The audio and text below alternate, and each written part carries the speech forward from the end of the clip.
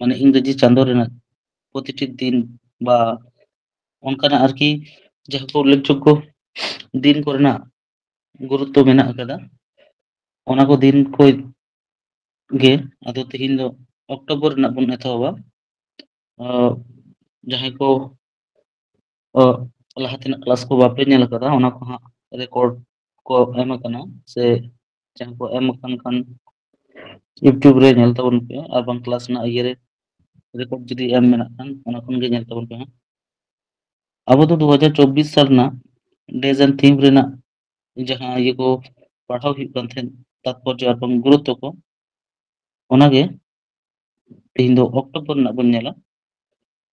ᱱᱚᱣᱟ ᱚᱠᱴᱳᱵᱚর ᱪᱟᱸᱫᱳ ᱨᱮ ᱢᱟᱱᱮ ᱟᱹᱰᱤ ᱟᱢᱫᱟ ᱫᱤᱱ ᱜᱮ ᱢᱮᱱᱟᱜ ᱟᱠᱟᱫᱟ ᱢᱟᱱᱟᱣ ᱵᱟ ᱚᱱᱠᱟᱱᱟᱜ ᱩল্ᱞᱮᱠᱷᱡᱳᱜᱽᱜᱚ ᱫᱤᱱ ᱜᱮ᱾ ᱤᱱᱟᱹ ᱠᱚ ᱢᱩᱫᱽᱨᱮ ᱠᱤᱪᱷᱩ ᱠᱤᱪᱷᱩ ᱫᱤᱱ ᱡᱟᱦᱟᱸ ᱠᱚ ᱵᱟᱵᱚᱱ ᱵᱟᱲᱟᱭ ᱞᱮᱠᱷᱟᱱ ᱥᱮ ᱵᱟᱵᱚᱱ ᱯᱟᱲᱦᱟᱣ ᱞᱮᱱᱠᱷᱟᱱ ᱜᱮ ᱵᱟᱝ ᱜᱟᱱᱚᱜᱼᱟ, ᱚᱱᱟ ᱠᱚᱜᱮ ᱵᱚᱱ ᱧᱮᱞᱟ᱾ ᱛᱟᱦᱞᱮ ᱛᱮᱦᱮᱧ ᱫᱚ 2রা অক্টোবর ᱠᱷᱚᱱᱜᱮ ᱯᱳᱭᱞᱳ ᱫᱚᱵᱚᱱ ᱮᱛᱚᱦᱚᱵᱟ। 2রা অক্টোবর ᱫᱚ আন্তর্জাতিক অহিংসা দিবস মেনᱛᱮᱠᱚ ᱪᱷᱟᱹᱴᱭᱟᱹᱨ ᱟᱠᱟᱫᱟ। এই কারণে অহিংসা দিবস মেনᱛᱮᱠᱚ ᱪᱷᱟᱹᱴᱭᱟᱹᱨ ᱟᱠᱟᱫᱟ। ᱱᱚᱣᱟ ᱨᱮᱱᱟᱜ ᱤᱭᱟᱹ ᱫᱚ ᱦᱩᱭᱩᱜ ᱠᱟᱱᱟ, ᱛᱟৎᱯᱚᱨᱡᱚ ᱫᱚ ᱦᱩᱭᱩᱜ ᱠᱟᱱᱟ ᱱᱚᱣᱟ ᱫᱤᱱ ᱨᱮᱱᱟᱜ, ᱱᱚᱣᱟ ᱫᱤᱱ ᱨᱮᱜᱮ ᱟᱵᱚᱨᱮᱱ স্বাধীনতা সংগ্রামী দার্শনিক আর বাং অহিংসবাদী নেতা জাহাঁই মহাত্মা গান্ধী, উনিᱭᱟᱜ ᱡᱟᱱᱟᱢ ᱢᱟᱦᱟ ᱩᱱᱩᱭᱦᱟᱹᱨ ᱛᱮ ᱱᱚᱣᱟ ᱫᱤᱱ ᱫᱚ ᱯᱟᱞᱚᱱ ᱦᱤᱡᱩᱜ ᱠᱟᱱᱟ।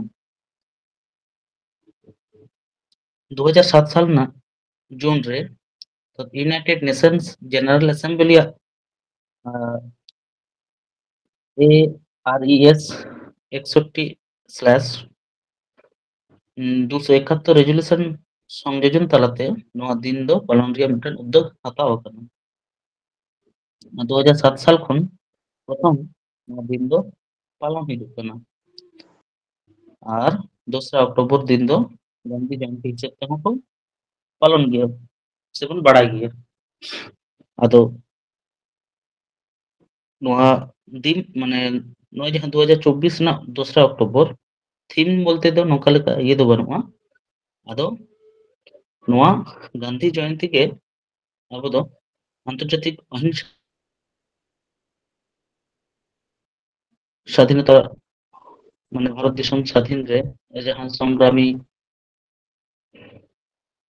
অবদান ᱵᱷᱟᱨᱚᱛᱤᱭᱚ ᱵᱷᱟᱨᱚᱛ ᱫᱤᱥᱚᱢ ᱪᱟᱪᱞᱟᱣ ᱨᱮ ᱩᱱ ᱚᱠᱛᱚ ᱨᱮ ᱟᱨ ᱵᱟᱝ ᱩᱱ ᱚᱠᱛᱚ ᱨᱮᱱᱟᱜ ᱯᱚᱨᱤᱯᱮᱠᱠᱷᱤᱛ ᱛᱮ ᱧᱮᱞ ᱞᱮᱠᱷᱟᱱ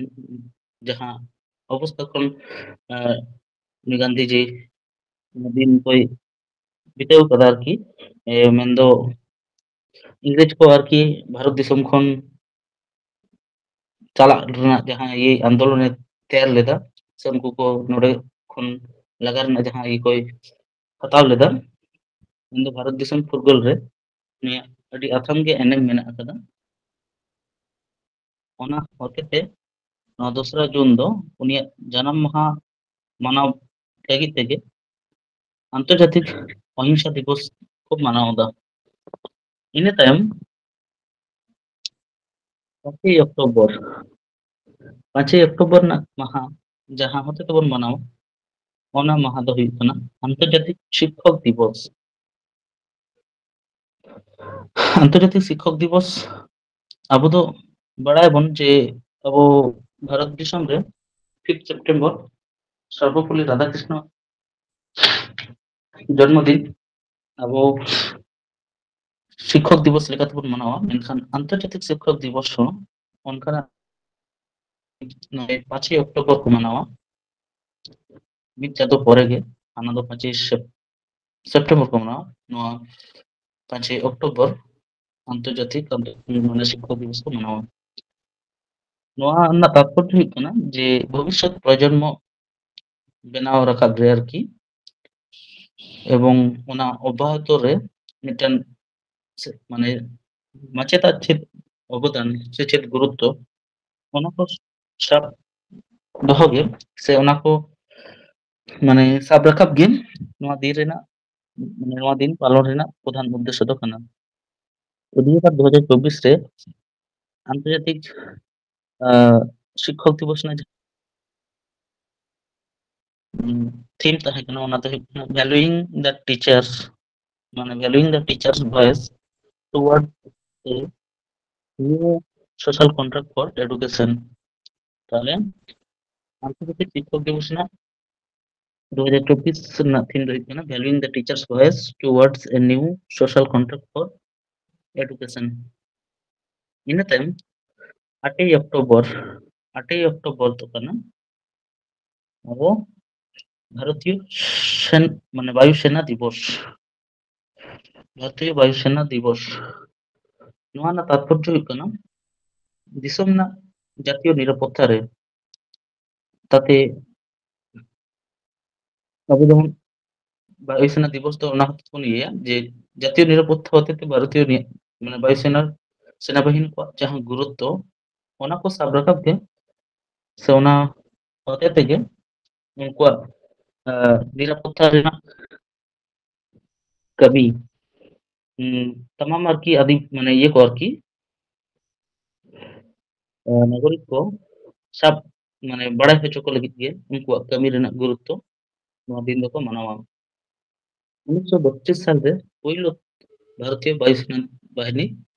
प्रतिष्ठा लेना। नय हाले के किछु दिन माड़ांग आबो बन नेल केदा जे पहलगांव रे पाकिस्तानी जहां जंगी गोष्ठी को बोलो खातिर खूब खराब को ये को कदा कमी हटो कदा ᱚᱱᱟ ᱨᱮᱱᱟᱜ ᱤᱭᱟᱹ ᱞᱮᱠᱟᱛᱮ ᱡᱚᱵᱟᱵ ᱞᱮᱠᱟᱛᱮ ᱡᱟᱦᱟᱸ ᱟᱵᱚᱨᱮᱱ ᱵᱟᱭᱩᱥᱮᱱᱟ ᱠᱚ उनको ᱦᱚᱸ ᱤᱭᱟᱹ ᱠᱚ ᱮᱢᱟᱜ ᱠᱚᱣᱟ ᱡᱚᱵᱟᱵ ᱚᱱᱟᱜᱮ ᱟᱨᱠᱤ ᱧᱮᱞᱟᱯᱮ ᱡᱮ ᱟᱵᱚᱨᱮᱱ ᱡᱟᱦᱟᱸ ᱤᱭᱟᱹ ᱠᱚ ᱮᱢ ᱞᱮᱫᱟ ᱚᱱᱟ ᱯᱚᱨᱤᱯᱮᱠᱠᱷᱤᱛ ᱛᱮ ᱩᱱᱠᱩ ᱡᱟᱦᱟᱸ ᱮᱴᱟᱜ ᱨᱮᱱᱟᱜ ᱠᱚ ᱪᱮᱥᱴᱟᱭᱮᱫ ᱛᱟᱦᱮᱸᱱ ᱚᱱᱟᱨᱮ ᱩᱱᱠᱩᱣᱟᱜ কোনো ᱚᱱᱠᱟᱱ ᱢᱤᱥᱟইᱞ ᱵᱟ ᱡᱟᱦᱟᱱᱟᱜ ᱤᱭᱟᱹ ᱫᱚ ᱟᱵᱚ ᱵᱷᱟᱨᱚᱛ ᱤᱭᱟᱹ ᱨᱮᱫᱚ ᱵᱟᱝ ᱯᱟᱨᱚᱢ ᱟᱠᱟᱱᱟ ᱢᱮᱱᱫᱚ ᱟᱵᱚᱨᱮᱱ ᱵᱟᱭᱩᱥᱮᱱᱟ ᱤᱭᱟᱹ ᱟᱨᱠᱤ ᱥᱮ ᱵᱟᱭᱩᱥᱮᱱᱟ ᱜᱷᱟᱹᱴᱤ ᱡᱟᱦᱟᱸ ᱞᱮᱠᱟ ᱟᱨᱠᱤ ᱫᱚᱦᱚ ᱠᱟᱛᱮᱫ ᱱᱤᱨᱟᱯᱚত্তা ᱞᱟᱹᱜᱤᱫ ᱛᱮ ᱠᱟᱹᱢᱤ ᱠᱟᱫᱟ ᱚᱱᱟ ᱫᱚ অসামভেড় ᱥᱮ ᱚᱱᱟ ᱨᱮᱱᱟᱜ অবদান ᱫᱚ ᱵᱟᱝ ᱦᱤᱲᱤᱧ ᱞᱮᱠᱟᱜᱮ ᱟᱨᱠि ᱚᱱᱟ ᱨᱮᱱᱟᱜ ᱩᱱᱠᱩᱣᱟᱜ ᱠᱟᱹᱢᱤ ᱠᱟᱹᱥᱱᱤ ᱠᱚᱜᱮ ᱥᱟᱵ ᱫᱚᱦᱚ ᱥᱮ ᱥᱟᱵ ᱨᱟᱠᱟᱵ ᱞᱟᱹᱜᱤᱫ ᱛᱮᱜᱮ ᱦᱟᱸᱜ বায়ুসেনা দিবস তো 8ই অক্টোবর को মানাওয়া হাᱸᱜ। নিয়ে বার সম্ভবত হাঁᱜ যখন অক্টোবর না 8 তারিখ ᱱᱚᱣᱟ ᱨᱮᱱᱟᱜ বায়ুসেনা দিবস ᱨᱮᱱᱟᱜ दिन को मानावा মনে মানে ᱡᱟᱦᱟᱸ ᱞᱮᱠᱟ ᱢᱚᱱᱮ ᱦᱩᱭᱩᱜ ᱠᱟᱱᱟ ᱦᱟᱸᱜ ᱟᱹᱰᱤ ᱡᱟᱠ ᱡᱚᱢᱚᱠ ᱥᱟᱶᱛᱮ ᱦᱟᱸᱜ ᱱᱚᱣᱟ ᱫᱚᱠᱚ ᱢᱟᱱᱟᱣ ᱵᱟᱛᱟᱣᱟ। ᱟᱨ ᱱᱤᱭᱟᱹ ᱵᱟᱨᱟᱜ ᱤᱭᱟᱹ ᱛᱟᱦᱮᱸ ᱠᱟᱱᱟ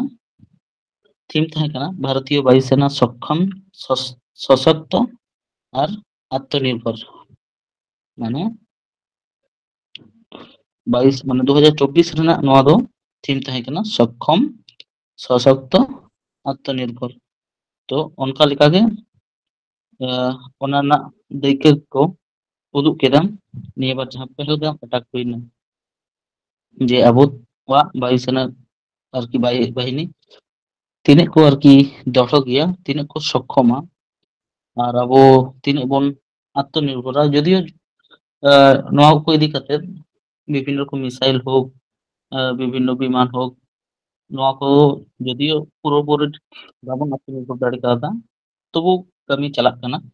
नोआ को आत्मनिर्भर लगी ते मेनखान थीम दो ताहे कना नोआ बेस कते के यारकी मानाव बताओ 2024 रे ᱤᱱᱟᱹ ᱛᱟᱭᱚᱢ 11ই অক্টোবর 11ই অক্টোবর দো কানা আন্তর্জাতিক শিশু কন্যা দিবস। আন্তর্জাতিক শিশু কন্যা দিবস ঠিক হতে को मनाव दा ओना ना तात्पर्य हुई कना तमाम धरती जगत रे कुड़ी गिदरा समस्या उनकुआ हक आइदार सम्पर्के जन सचेतनता बढ़ती माने जन सचेतनता बढ़ती लगी ते नोआ दिन दको पालन अगुइदा से को पालन 2011 साल रे United Nations General assembly 11 October মানে আন্তর্জাতিক শিশু কন্যা দিবস হিসেবে ঘোষণা করা আর 2012 সাল খন নয়া দিন পয়লো অর্থাৎ পালন দো এথব লেনা তাহলে দিশে দেখো কামাবন যে আন্তর্জাতিক শিশু কন্যা দিবস ᱫᱚ 2012 সাল ᱠᱷᱚᱱ পালন হিজুᱜ ᱠᱟᱱᱟ ᱟᱨ 2011 সালে यूनाइटेड नेशन जनरल असेंबली 11 अक्टूबर नवा माह ᱫᱚᱭ ᱪᱷᱟᱹᱴᱭᱟᱹᱨ ᱟᱠᱟᱫ ᱛᱟᱦᱮᱸᱫ তাহলে তামাম ᱫᱷᱟᱹᱨᱛᱤ ᱨᱮ ᱠᱩᱲᱤ ᱜᱤᱫᱽᱨᱟᱹ ᱵᱤᱵᱷᱤᱱᱱᱚ ᱨᱚᱠᱚᱢ সমস্যা আর বং উনকুয়ার হক আইদার সম্পর্কে মানে ধᱟᱹᱨᱛᱤ ᱡᱟᱠᱟᱛ ᱨᱮᱱ ᱦᱚᱲ ᱠᱚ সচেতন ᱠᱚ ᱞᱟᱹᱜᱤᱫ আর bang উনকু বাডাই হᱪᱚ ᱠᱚ ᱞᱟᱹᱜᱤᱫ ᱱᱚᱣᱟ ᱫᱤᱱ ᱨᱮᱱᱟᱜ মহৎ সে গুরুত্ব ᱫᱚ ᱟᱨᱠᱤ তাৎপর্য ᱫᱚ তো 2024 সাল রে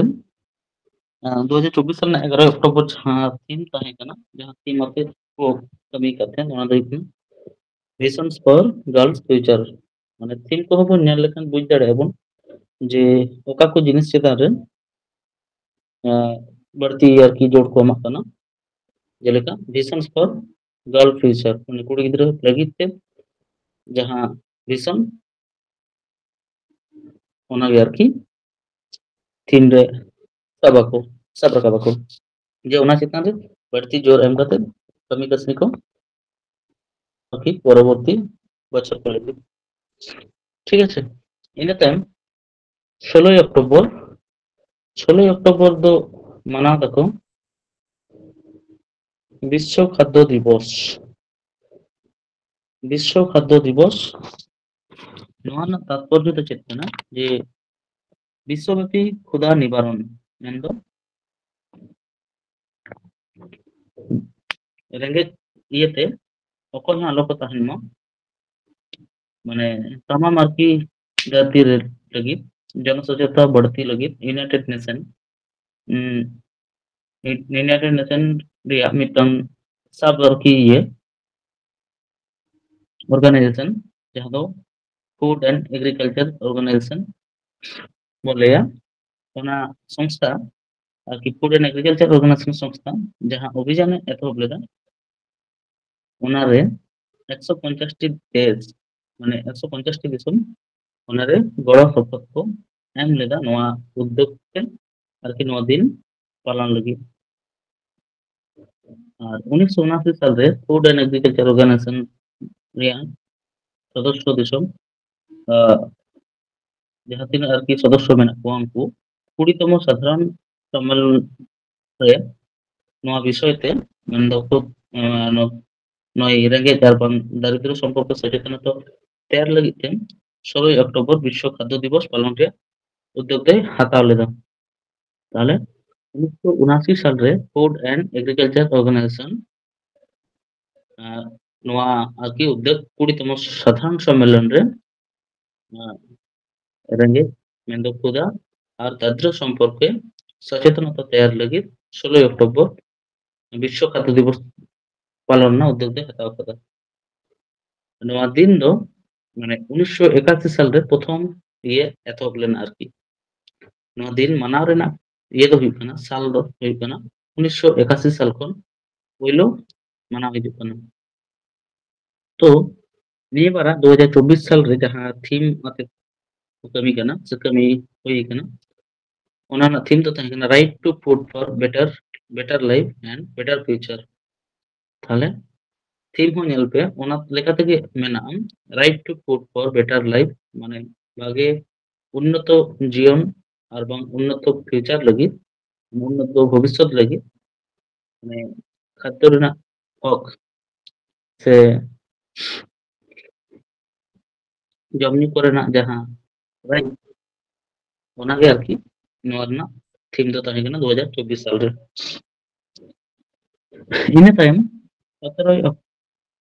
17 अक्टूबर 17 अक्टूबर रो ठीक नोंका लेकाना के बटन नहीं कना सॉरी हाँ 17 अक्टूबर दो हुई कना আন্তর্জাতিক দারিদ্র দূরীকরণ দিবস নওয়া না তাৎপর্য দো হুᱭᱩᱜ ᱠᱟᱱᱟ দারিদ্র দূরীকরণ রে নওয়া দিন দো মানাव হুᱭᱩᱜ ᱠᱟᱱᱟ তো প্রথম তে 1992 সাল ᱨᱮᱭᱟᱜ ডিসেম্বর রে United Nations General Assembly 47/196 resolution তালাতে নওয়া আন্তর্জাতিক দূরীকরণ দিবস উদযাপন রে কথা को উইহার আকার তাহে ᱟᱨ ᱯᱳᱭᱞᱳ ᱛᱮ 1993 ᱥᱟᱞ ᱨᱮ ᱯᱳᱭᱞᱳ ᱱᱚᱣᱟ ᱢᱟᱱᱮ ᱱᱚᱣᱟ ᱫᱤᱵᱚᱥ ᱢᱟᱱᱟᱣ ᱨᱮᱱᱟᱜ ᱠᱚ ᱢᱟᱱᱮ ᱩᱱ ᱠᱷᱚᱱ ᱜᱮ ᱱᱚᱣᱟ ᱢᱟᱱᱮ 1993 ᱥᱟᱞ ᱠᱷᱚᱱ ᱜᱮ ᱯᱨᱚᱛᱷᱚᱢ ᱱᱚᱣᱟ ᱢᱟᱦᱟ ᱫᱚᱠᱚ ᱢᱟᱱᱟᱣ ᱮᱫᱟ᱾ ᱛᱚ ᱛᱟᱦᱞᱮ ᱚᱠᱟ ᱞᱮᱠᱟᱛᱮ ᱫᱟরিদ্র দূরীকরণᱚᱜᱼᱟ ᱱᱚᱣᱟ ᱠᱚ ᱵᱟᱵᱚᱫ ᱛᱮᱜᱮ ᱚᱸᱰᱮ ᱚᱲᱯᱟᱛ ᱟᱨᱠᱤ ᱵᱤᱵᱷᱤᱱᱱᱚ ᱠᱤᱪᱷᱩ ᱛᱟᱢᱟᱢ ᱟᱨᱠᱤ ᱫᱷᱟᱹᱨᱛᱤ ᱡᱟᱠᱟᱛ ᱨᱮᱱ ᱵᱚᱲ ᱱᱮᱛᱟ ᱠᱚ ᱢᱮᱱᱫᱚ ᱵᱤᱵᱷᱤᱱᱱᱚ ᱫᱤᱥᱚᱢ ᱨᱮᱱ ᱯᱨᱚᱫᱷᱟᱱ ᱢᱚন্ত্রী রাষ্ট্রপতি মানে বিভিন্ন সেক্টর রেন আরকি মুখিয়া ᱠᱚ ᱟᱛᱮ ᱱᱚᱣᱟ ᱫᱩᱲᱩᱵ ᱯᱟᱱᱛᱮ ᱠᱟᱛᱮ ᱟᱨᱠᱤ ᱥᱮᱢᱤᱱᱟᱨ ᱵᱟ ᱟᱞᱳᱪᱚᱱᱟ ᱞᱮᱠᱟ ᱠᱟᱛᱮ ᱫᱩᱲᱩᱵ ᱟᱠᱚ ᱟᱨ ᱡᱟᱦᱟᱸ ᱡᱟᱦᱟᱸ ᱟᱯᱟᱱ ᱟᱹᱯᱤᱱ ᱫᱤᱥᱚᱢ ᱨᱮᱱᱟᱜ ᱟᱨᱠᱤ সমস্যা ᱠᱚ মানে দারিদ্র দূরীকরণ রে ᱪᱮᱫ ᱪᱮᱫ ᱟᱨᱠᱤ ᱤᱭᱟᱹ ᱠᱚ ᱢᱮᱱᱟᱜ ᱟᱠᱟᱫᱟ ᱚᱱᱟ ᱠᱚ ᱵᱟᱵᱚᱫ ᱛᱮᱜᱮ ᱠᱚ ᱟᱞᱳᱪᱚᱱᱟᱭᱟ ᱟᱨ ᱚᱱᱠᱟ ᱞᱮᱠᱟᱜᱮ ᱱᱤᱭᱟᱹ ᱵᱟᱨ ᱡᱟᱦᱟᱸ ᱛᱷᱤᱢ ᱛᱟᱦᱮᱸ ᱠᱟᱱᱟ ᱚᱱᱟ ᱫᱚ ᱦᱩᱭᱩᱜ ᱠᱟᱱᱟ 17 অক্টোবর রে ᱱᱚᱣᱟ ᱫᱚ ᱛᱟᱦᱮᱸ ᱠᱟᱱᱟ সামাজিক ও প্রাতিষ্ঠানিক দুর্ব্যবহারের অবসান সামাজিক আর বাং প্রাতিষ্ঠানিক দুর্ব্যবহার ᱨᱮᱱᱟᱜ অবসান ᱤᱱᱟᱹ ᱛᱟᱭᱚᱢ 24 অক্টোবর ᱫᱚ বিশ্ব পোলিও দিবস ᱠᱚ ᱢᱟᱱᱟᱣ ᱮᱫᱟ তাহলে 24 অক্টোবর ᱫᱚ বিশ্ব পোলিও দিবস ᱠᱚ ᱢᱟᱱᱟᱣ ᱮᱫᱟ ᱟᱨ ᱱᱚᱣᱟ ᱨᱮᱱᱟᱜ ᱛᱟৎᱯᱚᱨᱡᱚ ᱫᱚ ᱠᱟᱱᱟ ᱯᱳलियो ᱫᱚ ᱠᱚᱢ ᱵᱮᱥᱤ ᱥᱟᱱᱟᱢ ᱠᱚᱜᱮ ᱵᱚᱱ ᱵᱟᱲᱟᱭᱟ ᱡᱮ ᱱᱚᱣᱟ ᱫᱚ ᱢᱤᱫᱴᱟᱝ ᱟᱡᱟᱨ ᱠᱟᱱᱟ ᱥᱮ ᱨᱳᱜᱽ ᱠᱟᱱᱟ ᱱᱚᱣᱟ ᱫᱚ ᱱᱚᱣᱟ ᱯᱳलियो ᱨᱳᱜᱽ সম্পর্কে জনসচেতনতা তৈয়ার ᱞᱟᱹᱜᱤᱫ ᱜᱮ প্রতি বছর ᱱᱚᱣᱟ ᱢᱟᱦᱟ ᱫᱚᱠᱚ ᱢᱟᱱᱟᱣᱟ ᱟᱨᱠᱤ 24 অক্টোবর পোলিও ভাইরাস ᱢᱮᱱᱫᱚ পোলিও মাইলাইটিস প্রতিষেধক আবিষ্কর্তা জোনাস ᱡᱟᱦᱟᱸᱭ ᱵᱚᱱ ᱢᱮᱱᱮᱭᱟ জোনাস ᱩᱱᱤᱭᱟᱜ ᱟᱨᱠᱤ ᱡᱚᱱᱢᱚ ᱥᱚᱛᱚᱵᱟᱨᱥᱤᱠᱤ ᱨᱮᱜᱮ ᱱᱚᱣᱟ ᱤᱭᱟᱹ ᱫᱚᱠᱚ ᱢᱟᱱᱟᱣ ᱮᱫᱟ মানে উনি সম্মান জানানো হচ্ছিল ᱞᱟᱹᱜᱤᱫ ᱜᱮ উনি ᱡᱟᱦᱟᱸ ᱯᱳᱞᱤᱭᱳ ᱵᱷᱟᱭᱨᱟᱥ ᱨᱮᱱᱟᱜ ᱵᱷᱮᱠᱥᱤᱱ ᱮ ᱟᱵᱤষ্ᱠᱟᱨ ᱞᱮᱫᱟ ᱟᱫᱚ ᱩᱱᱤᱭᱟᱜ ᱡᱟᱱᱟᱢ ᱢᱟᱦᱟ ᱨᱮᱜᱮ ᱱᱚᱣᱟ ᱢᱟᱦᱟ ᱫᱚᱠᱚ ᱢᱟᱱᱟᱣ ᱮᱫᱟ ᱵᱤᱥᱥᱚ ᱯᱳᱞᱤᱭᱳ ᱫᱤᱵᱚᱥ ᱟᱨ ᱱᱚᱣᱟ ᱨᱳᱜᱽ সম্পর্কে সাধারণ হড় ᱠᱚᱴᱷᱮᱱ সচেতনতা বাড়াই ᱨᱮᱱᱟᱜ ᱛᱟᱛᱮ ᱡᱟᱛᱮ ᱡᱮ ᱱᱚᱣᱟ ᱨᱮᱱᱟᱜ ᱡᱟᱦᱟᱸ ᱤᱢᱯᱮᱠᱴ ᱢᱮᱱᱟᱜᱼᱟ ᱥᱮ ᱤᱢᱯᱮᱠᱴ ᱦᱩᱭᱩᱜᱼᱟ ᱡᱟᱦᱟᱸ ᱦᱚᱛᱮᱛᱮ ᱱᱚᱣᱟ ᱨᱳᱜᱽ ᱦᱩᱭᱩᱜᱼᱟ ᱪᱮᱫ ᱪᱤᱠᱟᱹ ᱞᱮᱠᱷᱟᱱ ᱱᱚᱣᱟ ᱨᱳᱜᱽ ᱵᱟᱝ ᱦᱩᱭᱩᱜᱼᱟ ᱪᱮᱫ মানে ᱚᱱᱟ ᱠᱚᱨᱮᱱᱟᱜ ᱤᱭᱟᱹ ᱦᱚᱛᱮ ᱛᱮᱜᱮ ᱠᱟᱹᱢᱤ ᱠᱟᱹᱥᱱᱤ ᱠᱚ ᱞᱟᱹᱜᱤᱫ ᱛᱮᱜᱮ ᱱᱚᱣᱟ ᱫᱤᱱ ᱫᱚ ᱯᱨᱚᱛᱤ ᱵᱚᱪᱷᱚᱨ ᱟᱨ ᱱᱚᱣᱟ ᱠᱚᱨᱮᱱᱟᱜ ᱵᱟᱹᱲᱤᱡ ᱤᱢᱯᱮᱠᱴ মানে ᱱᱚᱣᱟ ᱨᱳᱜᱽ যাতে আলো ᱦᱩᱭᱩᱜ ᱢᱟ ᱥᱮ ᱦᱩᱭ ᱞᱮᱱᱠᱷᱟᱱ ᱛᱤᱱᱟᱹᱜ ᱠᱷᱟᱨᱟᱯ ᱚᱵᱚᱥᱛᱟ ᱦᱩᱭᱩᱜᱼᱟ ᱚᱱᱟ ᱠᱚᱨᱮᱱᱟᱜ ᱜᱮ ᱟᱨᱠᱤ ᱚᱸᱰᱮ ᱚᱨᱯᱟᱛ ᱱᱚᱣᱟ ᱫᱤᱱ মানে ᱱᱚᱣᱟ ᱫᱤᱱ ᱟᱨᱠᱤ ᱢᱟᱱᱟᱣ ᱟᱠᱚ ᱟᱨᱠᱤ জনসচেতনতা নয় ᱞᱟᱹᱭ ᱟᱠᱚ ᱡᱮ জনসচেতনতা তৈরি ᱜᱮ ᱱᱚᱣᱟ দিন পালন ᱨᱮᱱᱟᱜ মূল উদ্দেশ্য ᱫᱚ তো ᱱᱤᱭᱟᱹ ᱵᱟᱨ ᱡᱟᱦᱟᱸ ᱛᱷᱤᱢ ᱛᱟᱦᱮᱸ ᱠᱟᱱᱟ ᱚᱱᱟ ᱫᱚ ᱦᱩᱭᱩᱜ ᱠᱟᱱᱟ eradicating polio for healthy future eradicating polio for healthy future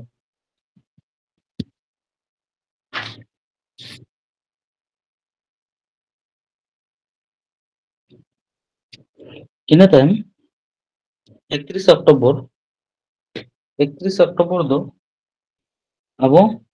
national ইয়ে ᱠᱟᱱᱟ রাষ্ট্রীয় একতা দিবস ᱠᱚ ᱢᱟᱱᱟᱣᱟ ᱱᱚᱣᱟ ᱫᱤᱱ ᱨᱮᱱᱟᱜ ᱛᱟৎᱯᱚᱨᱡᱚ ᱫᱚ ᱦᱩᱭᱩᱜ ᱠᱟᱱᱟ ᱱᱚᱣᱟ ᱫᱤᱱ ᱨᱮ ᱟᱵᱚᱨᱮᱱ ᱵᱷᱟᱨᱚᱛ ᱵᱚᱨᱥᱚ ᱨᱮᱱ ᱡᱟᱦᱟᱸᱭ ᱞᱳᱦᱚ ᱢᱟᱱᱚᱵ ᱵᱚᱱ ᱢᱮᱛᱟᱭᱟ যেমন সর্দার বল্লভ ভাই প্যাটেল উনিয়াᱜ জানাম মাহা স্মরণ কাতে গে মানে উনিয়ার কাতে গে সে উনি শ্রদ্ধা জানা ᱞᱟᱹᱜᱤᱫ ᱜᱮ প্রতি বছর ᱱᱚᱣᱟ ᱫᱤᱱ ᱫᱚᱠᱚ ᱢᱟᱱᱟᱣᱟ আর শক্তিশালী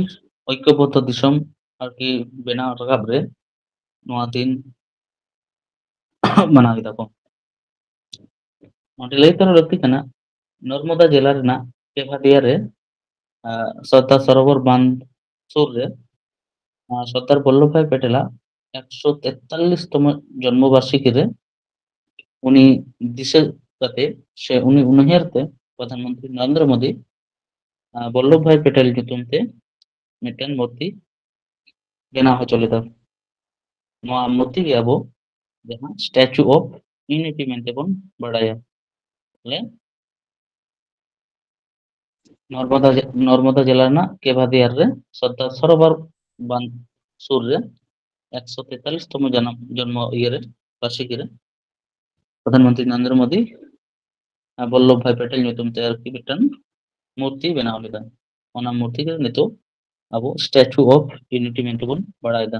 ᱟᱞᱮ ᱱᱚᱣᱟ ᱨᱮᱱᱟᱜ ᱛᱷᱤᱢ ᱫᱚ ᱵᱟᱝ ᱛᱟᱦᱮᱸ ᱠᱟᱱᱟ, ᱢᱟᱱᱮ ᱵᱟᱹᱱᱩᱜᱼᱟ, ᱢᱮᱱᱫᱚ ᱩᱱᱤ ᱵᱚᱞᱞᱚᱵᱷ ᱵᱷᱟᱭ ᱯᱮᱴᱮᱞ ᱩᱭᱦᱟᱹᱨ ᱛᱮᱜᱮ ᱩᱱᱤᱭᱟᱜ ᱡᱟᱱᱟᱢ ᱢᱟᱦᱟ ᱫᱤᱥᱟᱹ ᱨᱩᱣᱟᱹᱲ ᱛᱮᱜᱮ, ᱢᱟᱱᱮ ᱫᱤᱥᱟᱹ ᱠᱟᱛᱮ ᱜᱮ ᱱᱚᱣᱟ ᱫᱤᱱ ᱫᱚᱠᱚ ᱢᱟᱱᱟᱣᱟ ᱟᱨ ᱥᱚᱠᱛᱤশᱟᱞী ঐক্যবদ্ধ দিশম ᱵᱮᱱᱟᱣ ᱨᱟᱠᱟᱵ ᱞᱟᱹᱜᱤᱫ ᱜᱮ ᱱᱚᱣᱟ ᱫᱤᱱ ᱥᱮ ᱱᱚᱣᱟ ᱢᱟᱦᱟ ᱢᱟᱱᱮ ᱱᱚᱣᱟ ᱢᱟᱦᱟ ᱢᱟᱱᱟᱣ ᱨᱮᱱᱟᱜ আসল ব্যস্ত।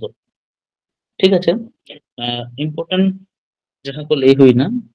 ᱵᱚᱠᱛᱚᱵᱵᱚ ᱨᱮᱱᱟᱜ, ᱱᱚᱣᱟ ᱟᱹᱰᱤ ᱜᱮ ᱢᱚᱴᱟᱢᱩᱴᱤ ᱫᱤᱥᱟᱹ ᱫᱚᱦᱚᱭ ᱛᱟᱵᱚᱱ ᱯᱮ᱾ ᱟᱨᱦᱚᱸ ᱟᱹᱰᱤ ᱟᱛᱷᱟᱢ ᱜᱮ ᱢᱮᱱᱟᱜ ᱟᱠᱟᱫᱟ, ᱚᱱᱟ ᱠᱚᱫᱚ ᱦᱟᱸᱜ ᱩᱱᱟᱹᱜ ᱮᱠᱡᱟᱢ ᱵᱷᱤᱭᱩ ᱯᱚᱭᱮন্ᱴ ᱠᱷᱚᱱᱟᱜ ᱫᱚ ᱩᱱᱟᱹᱜ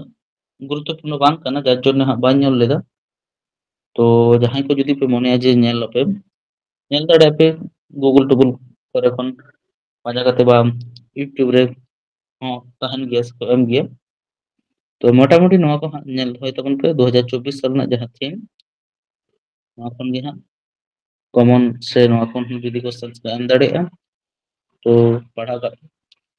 ᱧᱟᱢ ᱫᱟᱲᱮᱭᱟᱜᱼᱟ ᱯᱮ। ᱤᱱᱟᱹ ᱛᱟᱭᱚᱢ ᱪᱮᱫ ᱪᱮᱫ ᱛᱟৎᱯᱚᱨᱡᱚ ᱢᱮᱱᱟᱜᱼᱟ ᱟᱨ ᱚᱱᱟ ᱨᱮᱱᱟᱜ ᱛᱷᱤᱢ ᱠᱚ, ᱱᱚᱵᱷᱮᱢᱵᱚᱨ ᱨᱮ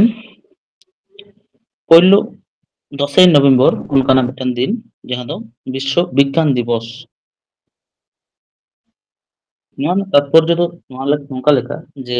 ᱟᱵᱚ ᱫᱤᱱᱟᱹᱢ ᱫᱤᱱ ᱡᱤᱭᱚᱱ ᱨᱮ প্রত্যেকটি জিনিস সঙ্গে জাহানাᱜ ᱜᱮᱵᱚᱱ ᱥᱮᱛᱟᱜ ᱠᱷᱚᱱ ᱟᱹᱭᱩᱵ ᱫᱷᱟᱹᱵᱤᱡ ᱡᱟᱦᱟᱱᱟᱜ ᱜᱮᱵᱚᱱ ᱵᱮᱵᱚᱦᱟᱨ ᱮᱫᱟ, ᱥᱟᱱᱟᱢ ᱠᱚᱜᱮ ᱥᱮ ᱥᱟᱱᱟᱢ ᱡᱤᱱᱤᱥ ᱜᱮ বিজ্ঞান ᱨᱮᱭᱟᱜ অবদান ᱥᱮ বিজ্ঞান ᱨᱮᱱᱟᱜ মানে বিজ্ঞান হতে থেকে নওয়া জিনিস ᱫᱚ ᱵᱮᱱᱟᱣ ᱥᱚᱢᱵᱷᱚᱵ ᱠᱟᱱᱟ ᱥᱮ ᱚᱱᱟ ᱨᱮᱱᱟᱜ অবদান স্বরূপ ᱟᱵᱚ ᱚᱱᱟ ᱠᱚ ᱡᱤᱱᱤস ᱵᱚᱱ ᱵᱮᱣᱦᱟᱨ ᱫᱟᱲᱮᱭᱟᱜ ᱠᱟᱱᱟ। ᱛᱚ ᱚᱱᱟᱜᱮ ᱚᱱᱟ ᱦᱚᱛᱮ ᱛᱮᱜᱮ ᱡᱮ ᱢᱤᱫᱴᱟᱝ ᱫᱤᱱ ᱢᱮᱱᱫᱚ 10ই নভেম্বর ᱟᱵᱚ ᱱᱚᱣᱟ ᱫᱤᱱ ᱫᱚ পালন আগুই দাবন। আর ᱟᱵᱚ ᱱᱚᱣᱟ ᱫᱚ 2002 সাল ᱠᱷᱚᱱᱟᱜ ᱯᱳᱭᱞᱳ ᱟᱨᱠᱤ ᱢᱟᱱᱟᱣ ᱮᱛᱚᱦᱚᱵ ᱦᱤᱡᱩᱜ ᱠᱟᱱᱟ। তাহলে বিশ্ব বিজ্ঞান দিবস ᱫᱚ ᱫᱤᱥᱟᱹ ᱫᱚᱦᱚ ᱠᱟᱜ ᱯᱮ ᱡᱮ 2002 সাল ᱠᱷᱚᱱ ᱱᱚᱣᱟ ᱢᱟᱦᱟ ᱢᱟᱱᱟᱣ ᱨᱮᱱᱟᱜ ᱢᱤᱫᱴᱟᱝ উদ্যোগ ᱫᱚ ᱦᱟᱛᱟᱣ ᱦᱤᱡᱩᱜ ᱠᱟᱱᱟ। তাহলে প্রাত্যহিক জীবন ᱨᱮ বিজ্ঞান ᱨᱮᱱᱟᱜ গুরুত্ব ᱟᱵᱚ ᱥᱮᱛᱟᱜ ᱠᱷᱚᱱᱟᱜ ᱟᱹᱭᱩᱵ ᱫᱷᱟᱹᱵᱤᱡ ᱛᱮ ᱡᱟᱦᱟᱱ ᱡᱤᱱᱤᱥ ᱠᱚᱜᱮ ᱵᱚᱱ ᱧᱮᱞ ᱮᱫᱟ ᱥᱮ ᱡᱟᱦᱟᱱ ᱡᱤᱱᱤᱥ ᱠᱚᱜᱮ ᱵᱚᱱ ᱵᱮᱵᱚᱦᱟᱨ ᱮᱫᱟ, ᱚᱱᱟ ᱠᱚᱫᱚ ᱥᱟᱱᱟᱢᱟᱜ ᱜᱮ বিজ্ঞান সে সায়েন্স ᱨᱮᱱᱟᱜ এনএম হতে থেকে। তো ᱚᱱᱟ ᱨᱮᱱᱟᱜ অবদান ᱥᱮ গুরুত্ব ᱥᱟᱵ ᱫᱚᱦᱚ ᱞᱟᱹᱜᱤᱫ ᱛᱮ ᱥᱟᱱᱟᱢ ᱦᱚᱲ ᱠᱚᱴᱷᱮᱱ ᱵᱟᱲᱟᱭ ᱦᱚᱪᱚ ᱞᱟᱹᱜᱤᱫ ᱛᱮ ᱯᱨᱚᱛᱤ ᱵᱚᱪᱷᱚᱨ ᱱᱚᱣᱟ ᱫᱤᱱ ᱫᱚᱠᱚ ᱢᱟᱱᱟᱣᱟ। তো ᱱᱤᱭᱟᱹ বার 24 রে 24 নভেম্বর মানে নভেম্বর না 24 ᱨᱮᱱᱟᱜ থিম ᱫᱚ ᱠᱟᱱᱟ why the science matters, engaging engaging minds and empowering futures। তাহলে থিম হচ্ছে দিশে দহো তাবন পে why science matters, engaging minds and empowering futures। ইন টাইম 11ই নভেম্বর 11ই নভেম্বর ᱫᱚ ᱟᱵᱚ ᱵᱷᱟᱨᱚᱛ ᱨᱮᱱᱟᱜ ᱢᱤᱫᱴᱟᱝ উল্লেখযোগ্য মাহা ᱥᱮ গুরুত্বপূর্ণ মাহᱟ, ᱚᱱᱟ ᱫᱚ ᱠᱟᱱᱟ জাতীয় শিক্ষা দিবস। ᱱᱚᱣᱟ জাতীয় শিক্ষা দিবস ᱫᱚ ᱚᱠᱚᱭᱟᱜ ᱡᱟᱱᱟᱢ ᱢᱟᱦᱟ ᱥᱮ ᱡᱟᱦᱟᱸᱭ ᱚᱱᱠᱟᱱᱤᱡ ᱵᱮᱠᱛᱤᱛᱛᱚᱣᱟᱜ ᱡᱟᱱᱟᱢ ᱢᱟᱦᱟ ᱤᱫᱤ ᱠᱟᱛᱮ ᱠᱚ ᱢᱟᱱᱟᱣᱟ, ᱵᱟᱝᱠᱷᱟᱱ ᱪᱮᱫᱟᱜ ᱱᱚᱣᱟ ᱨᱮᱱᱟᱜ গুরুত্ব ᱛᱟᱦᱮᱱᱟ। তাহলে ᱱᱚᱣᱟ ᱫᱚ ᱠᱟᱱᱟ স্বাধীনতা সংগ্রামী আর ᱵᱟᱝ শিক্ষাবিদ সমাজ সংস্কারক ভারত দিশᱚᱢ ᱨᱮᱱ ᱯᱳᱭᱞᱳ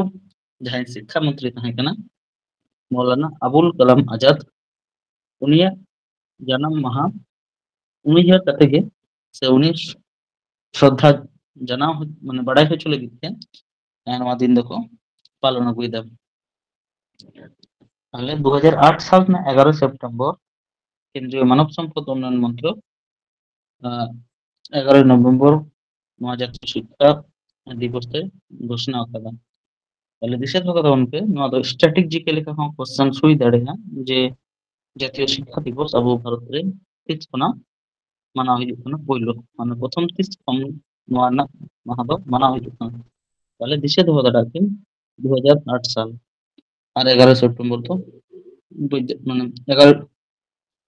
11 সেপ্টেম্বর কেন্দ্রীয় মানব সম্পদ উন্নয়ন মন্ত্রক 11 নভেম্বর ইয়ে এম লেদা আর কি উদ্যোগে হাতাও লেদা যে 11 নভেম্বর দিন আহ, নুয়া মানে ভারত দিশমের পয়লা যে মন্ত্রী শিক্ষামন্ত্রী মৌলানা আবুল কালাম আজাদ গমকে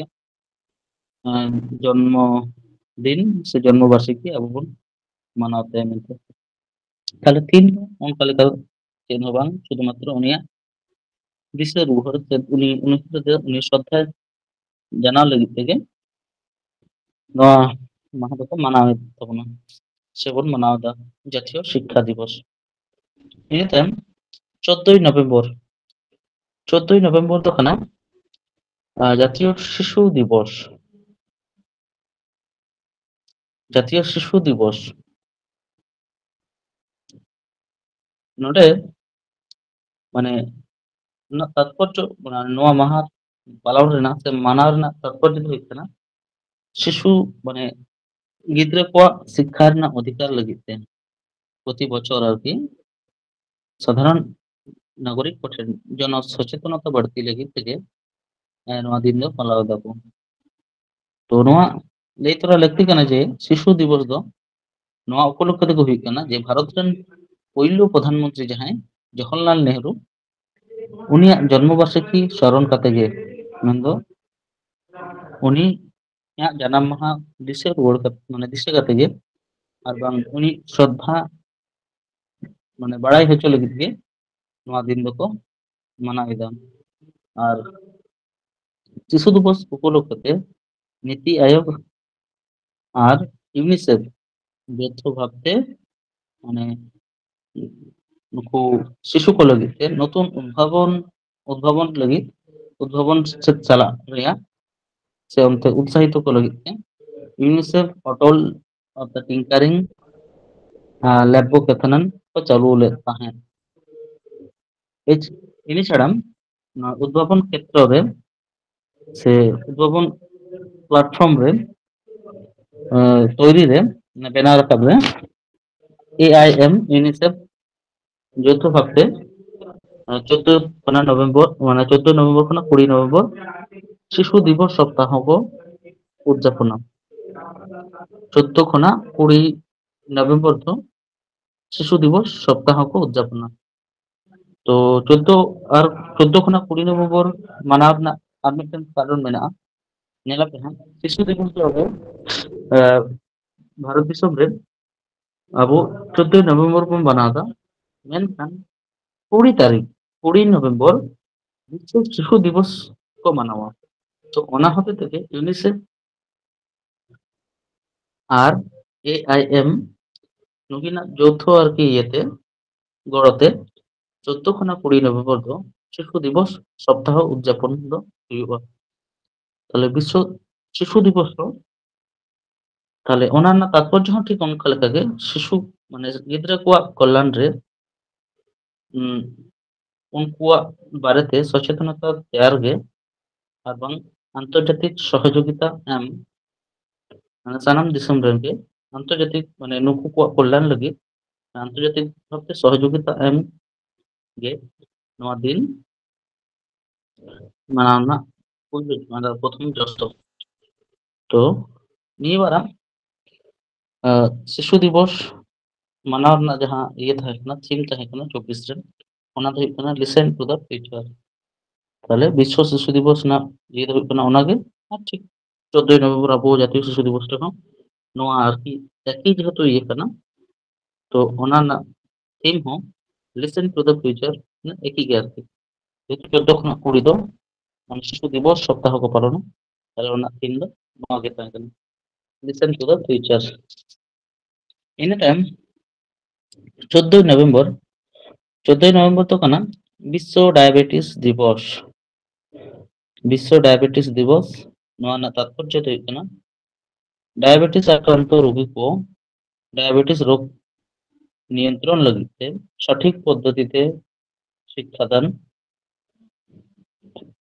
और बांग उनको स्वास्थ्य रना उन्नति जाते हुयुग मा ओना लगित तेगे प्रति बছর नवा दिन दको मानावा ताहले विश्व डायबिटीज दिवस ना तात्पर्य तो हुयुग कना जे डायबिटीज जहां को आक्रांत हो कना डायबिटीज आजार से रोग ते उनको को डायबिटीज रोग ओका लेका भाबते नियंत्रण गानोआ ओना ना सठिक पद्धति और बांग सेचेद माने बाड़ाय होचो को हुयुग इने परे उनको स्वास्थ्य रना उन्नति ओका लेका भाबते आकि भागी रुवाड़वा को ओना रोग खना ओना ना कथा कोगे ओडे ओड़पा करकी पासनाव लगित गे प्रति बছর नवा दिन दको मानाव इदा 2007 साल रे United Nation General Assembly 61/225 resolution pass तालाते विश्व डायबिटीज दिवस पालन रे उद्योग ते हताव कदा ताले नवा हो 2007 साल रे यूनाइटेड नेशन जनरल असेंबली नवा मिटन रेजुलेशन जहां 61/225 रेजुलेशन पास तालाते विश्व डायबिटीज दिवस पालन रे उद्योग ते हताव कदा ताले निये बार 2024 ना नवंबर रे जहां थीम ताहे कना जहां थीम मते को कमी कना ओना तो हुयुग कना ब्रेकिंग बैरियर ब्रिजिंग गैप्स ताले breaking barriers bridging at gaps नोआ थीम मते विश्व डायबिटीज दिवस को मनाव कदा निये पारामेन 2024 साल रे इन टाइम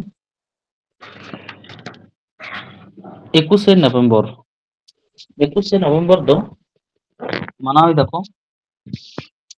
दूरदर्शन दिवस ताले नोआ ना तात्पर्य तो चेक कना जे दूरदर्शन दिवस से होते को मानाव दा ने वर्तमान समय रे पुरो धरती जाकात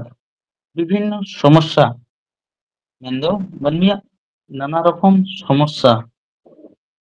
सनम कोठन रकाब लगित गे यूनाइटेड नेशन जनरल असेंबली अदा वीडियो रिपोर्ट प्रकाश माने लगित तेगे आरकी नवा दिन दे से नवा दिवस माना रेना आरकी उद्योग ते हताव कदा ताले यूनाइटेड नेशन छठी सरकारी भाषाते माने यूनाइटेड नेशन ना जहां छठी सरकारी भाषा मेना ओना भाषाते प्रत्येक इयर गे आरकी नवा धरती जगत ना सनम इयर गे नय नोंखान आरकी समस्या को मानमिया साधारण समस्या को जहां हुयुआ ओना को संप्रचारा सेको उदु सदरा जेलेका फ्रेंच ते को उदुगा इंग्लिश ते को उदुगा स्पेनिश ते को उदुगा चाइनीज ते को उदुगा अरबी राशियान नोआ को तक नोआ को लैंग्वेज ते आरकी सनाम आरकी धरती जगत रेन हर को ठेन को उदु पासनावा और 1996 साल खन नोआ दिन मेंदो 21 नवंबर विश्व दूरदर्शन दिवस मानाव रेना उद्योग तो होय हिजुग कना उन खना गे पहिलो आरकी 1996 साल रे को मानाव लेदा ताले विश्व दूरदर्शन ना दिवस ना जहां थीम 2024 ना ओना तो थाहे कना philosophy for a better future ताले थीम दो हुयुग कना philosophy for a better future और तात्पर्य तो जहां कना से गुरुत्व जहां कना ओना तो हुयुग कना माने वर्तमान समय रेना विभिन्न समस्या सनाम कोठेन साब रकाब लगित गे आरकी यूनाइटेड नेशन दो नोआ assembly general assembly video report आरकी फोकस लगित तेगे नोआ दिन दे मानाव इदा नोआ रे तो छठी सरकारी भाषा यूनाइटेड नेशन जहां छठी सरकारी भाषा मेना फ्रेंच इंग्लिश स्पेनिश चाइनीज अरबी और रशियन माने छठी पार्सी तेगे नोआ को समस्या को संप्रचार आरकी ठीक है इन टाइम 26 नवंबर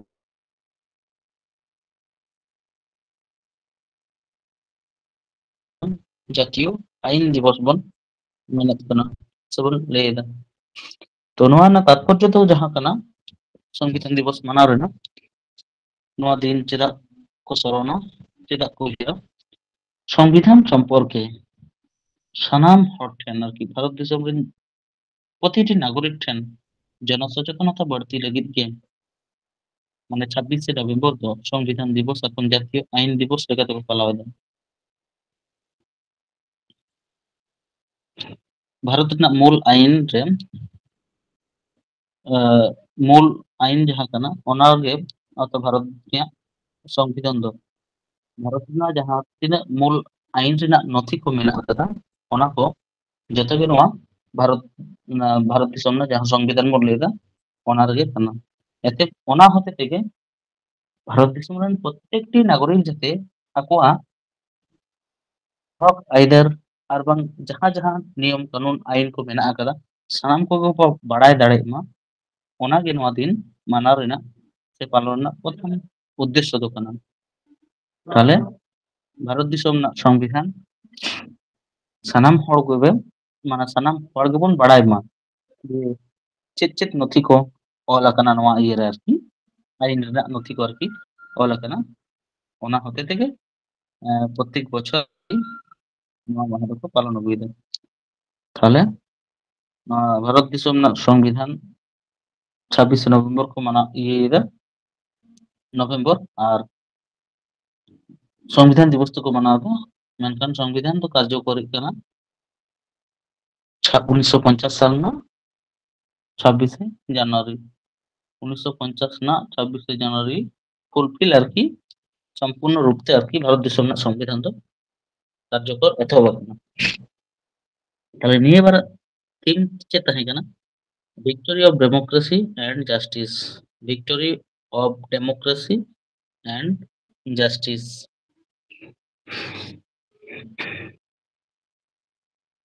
জাতীয় দুগ্ধ দিবস 26শে নভেম্বর ᱫᱚ জাতীয় দুগ্ধ দিবস মেনতে ko ᱢᱟᱱᱟᱣᱮᱫᱟ।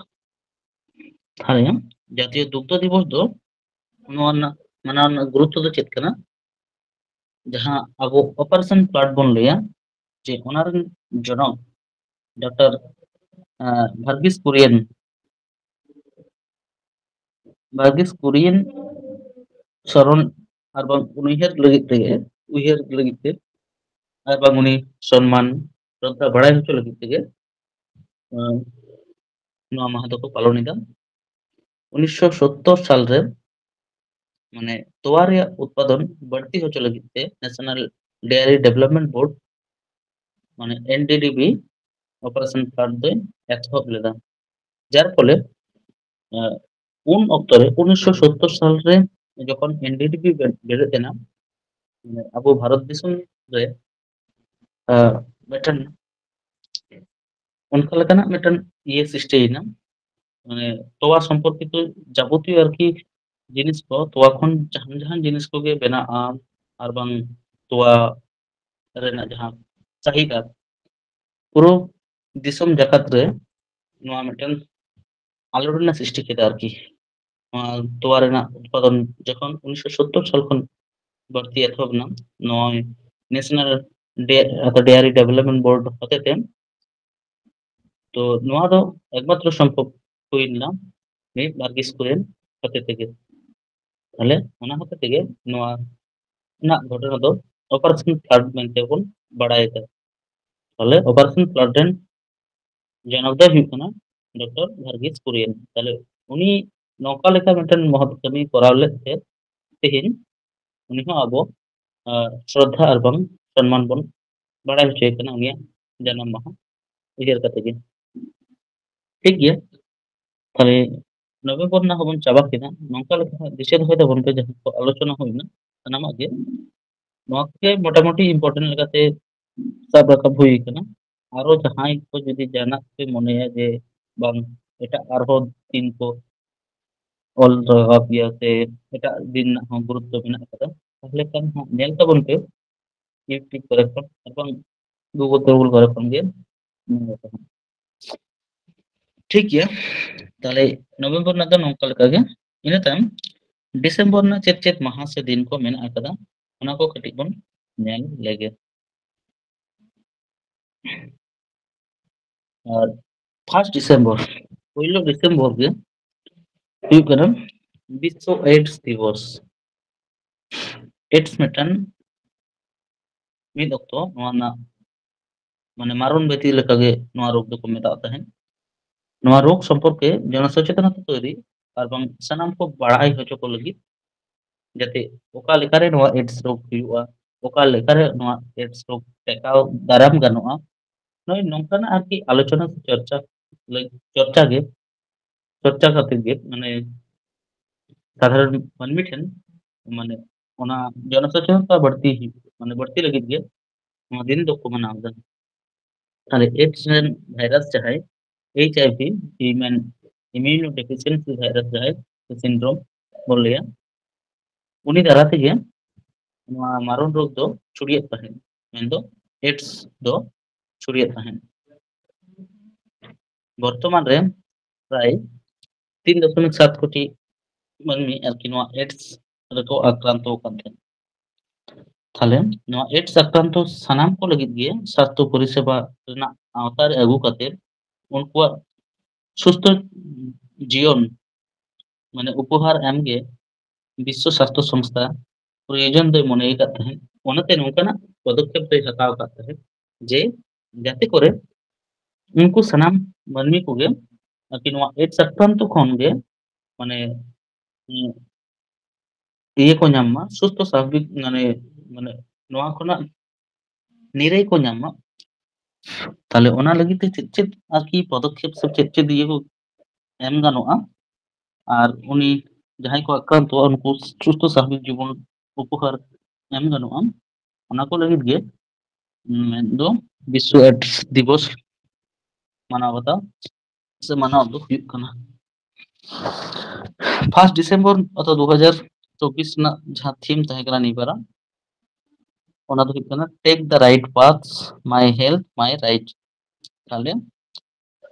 ᱱᱚᱣᱟ ᱛᱷᱤᱢ ᱛᱟᱞᱟ ᱛᱮᱵᱚᱱ ᱵᱩᱡᱽ ᱫᱟᱲᱮᱭᱟᱜ ᱠᱟᱱᱟ ᱪᱮᱫ ᱠᱚ ᱞᱟᱹᱭ ᱦᱚᱪᱚᱭᱮᱫᱟ। ᱪᱮᱫ ᱛᱷᱤᱢ ᱛᱟᱦᱮᱸ ᱠᱟᱱᱟ 2024 ᱨᱮ? ᱚᱱᱟ ᱫᱚ ᱦᱩᱭᱩᱜ ᱠᱟᱱᱟ take the right path my health my right. ᱴᱷᱤক ᱜᱮᱭᱟ, ᱤᱱᱟᱹ ᱛᱟᱭᱚᱢ 4 ᱰᱤᱥᱮম্ᱵᱚর 4 ডিসেম্বর ᱢᱮᱱᱫᱚ 4 ডিসেম্বর ᱫᱚ ᱦᱩᱭᱩᱜ ᱠᱟᱱᱟ ভারতীয় নৌসেনা দিবস। তাহলে আলোচনা প্রসঙ্গে ᱧᱮᱞ ᱵᱚᱱ যে নৌসেনা দিবস ᱦᱚᱸ ᱟᱵᱚᱣᱟᱜ ᱤᱭᱟᱹᱨᱮ ᱪᱮᱫᱟᱜ গুরুত্বপূর্ণ ᱟᱵᱚ ᱡᱟᱛᱤᱭᱚ মানে ᱟᱵᱚ ᱵᱷᱟᱨᱚᱛ ᱨᱮᱱᱟᱜ পরিপ্রেক্ষিতে ᱪᱮᱫᱟᱜ ᱟᱵᱚ নৌসেনা দিবস ᱵᱚᱱ ᱯᱟᱞᱟᱣ ᱮᱫᱟ ᱥᱮᱵᱚᱱ ᱢᱟᱱᱟᱣ ᱮᱫᱟ, ᱚᱱᱟ ᱨᱮᱱᱟᱜ ᱛᱟৎᱯᱚর্য ᱦᱩᱭᱩᱜ ᱠᱟᱱᱟ মানে ᱫᱤᱥᱚᱢ ᱨᱮᱱ প্রত্যেকটি নৌসেনা বাহিনীর ভূমিকা আর উনকুয়াᱜ মহৎ কামি को আর ᱤᱱᱟᱹ ᱵᱮᱜᱚᱨ ᱩᱱᱠᱩᱣᱟᱜ ᱡᱟᱦᱟᱸ ᱢᱚᱦᱚᱛ ᱠᱟᱹᱢᱤ ᱠᱟᱛᱮ ᱡᱟᱦᱟᱸ ᱥᱟᱯᱷᱚᱞᱞᱚ ᱠᱚ ᱚᱱᱟ ᱠᱚ ᱥᱟᱱᱟᱢ ᱠᱚᱴᱷᱮᱱ ᱜᱮ ᱥᱟᱵ ᱨᱟᱠᱟᱵ ᱨᱮᱱᱟᱜ ᱜᱮ ᱯᱨᱚᱫᱷᱟᱱ ᱟᱨᱠᱤ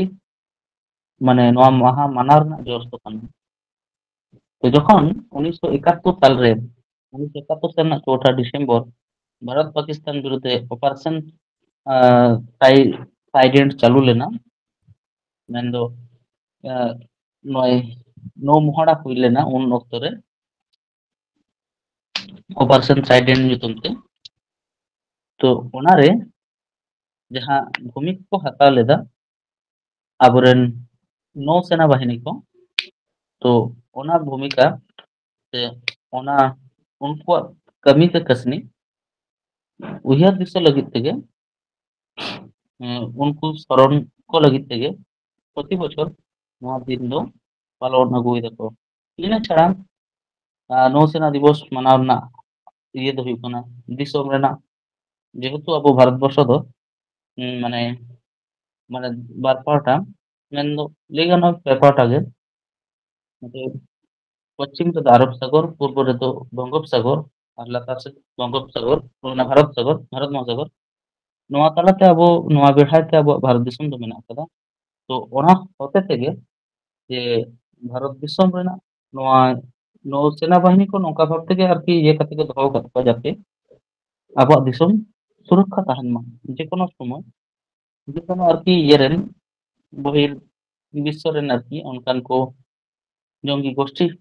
ᱱᱚᱝᱠᱟ ᱛᱟᱞᱟᱛᱮ ᱢᱟᱱᱮ ᱱᱚᱣᱟ ᱠᱚ ᱛᱟᱞᱟᱛᱮ ᱟᱞᱚ ᱠᱚ ᱵᱚᱞᱚ ᱫᱟᱲᱮᱭᱟᱜ ᱢᱟ ᱚᱱᱟ ᱠᱚ ᱞᱟᱹᱜᱤᱫ ᱦᱚᱸ ᱟᱵᱚᱨᱮᱱ ᱱᱩᱠᱩ ᱱᱳᱥᱮᱱᱟ ᱵᱟহিনী ᱨᱮᱰᱤ ᱢᱮᱱᱟᱜ ᱠᱚᱣᱟ ᱟᱵᱚ ᱠᱚ ᱨᱚᱠᱠᱷᱟ ᱞᱟᱹᱜᱤᱫ ᱛᱮ ᱫᱤᱥᱚᱢ ᱨᱚᱠᱠᱷᱟ ᱞᱟᱹᱜᱤᱫ ᱛᱮ ᱛᱚ ᱡᱟᱭᱦᱳᱠ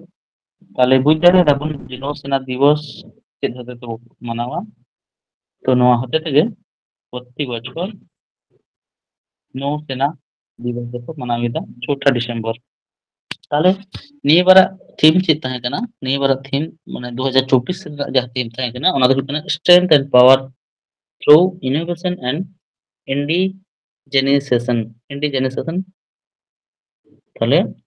4 ডিসেম্বর ᱨᱮᱱᱟᱜ ᱛᱷᱤᱢ ᱫᱚ ᱦᱩᱭᱩᱜ ᱠᱟᱱᱟ ᱵᱷᱟᱨᱚᱛᱤᱭᱚ ᱱᱳᱥᱮᱱᱟ দিবস ᱨᱮᱱᱟᱜ strength and power through innovation and indigenization ᱤᱱᱟᱹ ᱛᱟᱭᱚᱢ 10 ডিসেম্বর 10 ডিসেম্বর ᱫᱚᱠᱚ ᱢᱟᱱᱟᱣᱫᱟ বিশ্ব মানবাধিকার দিবস বিশ্ব মানব মানে নয় মানবাধিকার মানব অধিকার মানে নয় সন্ধি বিচ্ছেদ লেখা হুᱭᱩᱜᱼᱟ মানবের অধিকার মানুষের অধিকার মানব অধিকার তো তাহলে 10 ডিসেম্বর মানব অধিকার দিবস ᱵᱚᱱ ᱢᱟᱱᱟᱣᱫᱟ ᱱᱚᱣᱟ ᱨᱮᱱᱟᱜ ᱡᱟᱦᱟᱸ ᱛᱟৎᱯᱚᱨᱡᱚ ᱥᱮ ᱜᱩᱨᱩᱛᱛᱚ ᱫᱚ ᱠᱟᱱᱟ সকল মানে সানাম মানে মানমিয়াᱜ সমান অধিকার সম্পর্কে জনসচেতনতা ᱛᱮᱭᱟᱨ ᱜᱮ ᱱᱚᱣᱟ ᱢᱟᱦᱟ ᱢᱟᱱᱟᱣ ᱨᱮᱱᱟᱜ ᱯᱨᱚᱛᱷᱚᱢ ᱟᱨᱠᱤ ᱡᱚᱥ ᱫᱚ ᱠᱟᱱᱟ ᱛᱟᱦᱞᱮ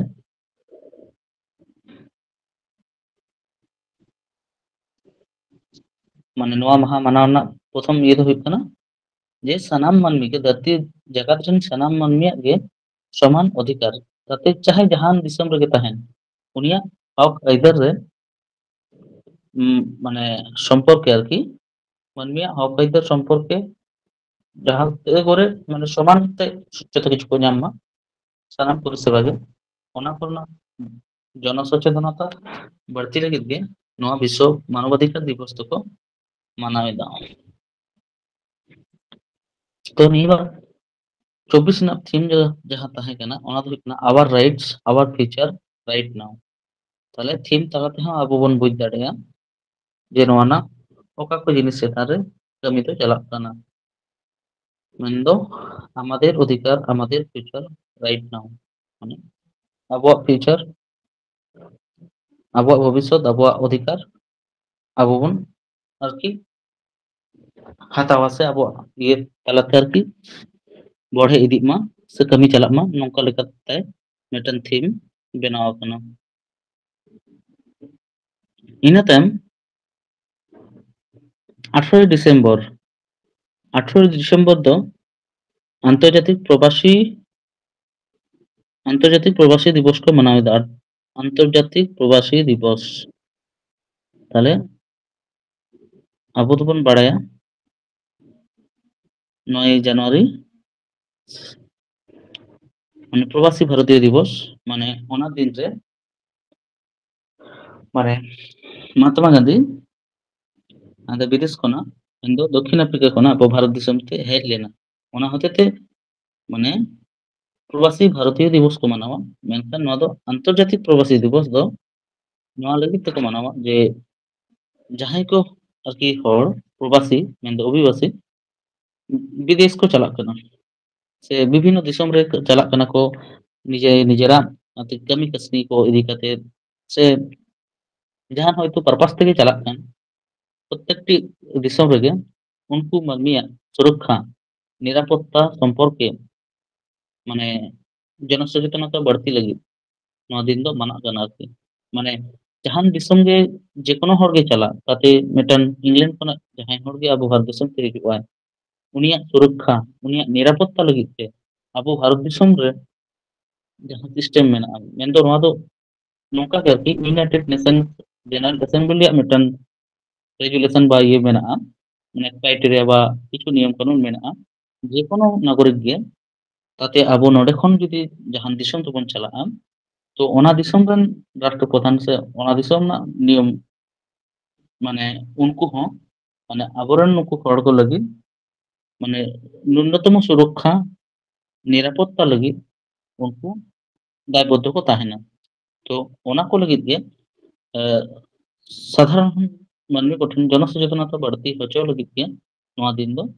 ᱯᱟᱞᱚᱱ ᱮᱫᱟ ᱠᱚ। ᱛᱚ 1990 ᱥᱟᱞ ᱨᱮᱱᱟᱜ 8ই ᱰᱤᱥᱮᱢᱵᱚᱨ মানে ᱥᱟᱱᱟᱢ ᱯᱨᱚᱵᱟᱥী কর্মচারী ᱢᱮᱱᱫᱚ ᱵᱟᱭᱨᱮ ᱡᱟᱦᱟᱸᱭ ᱠᱚ ᱪᱟᱞᱟᱣ ᱟᱠᱟᱱ ᱛᱟᱦᱮᱸᱫ ᱩᱱᱠᱩ ᱟᱠᱚᱨᱮᱱ ᱯᱚরিবার ᱠᱚ ᱟᱛᱮ মানে পরিবার ᱨᱮᱱ ᱥᱟᱱᱟᱢ ᱥᱚᱫᱚᱥᱥᱚ ᱠᱚ ᱟᱛᱮ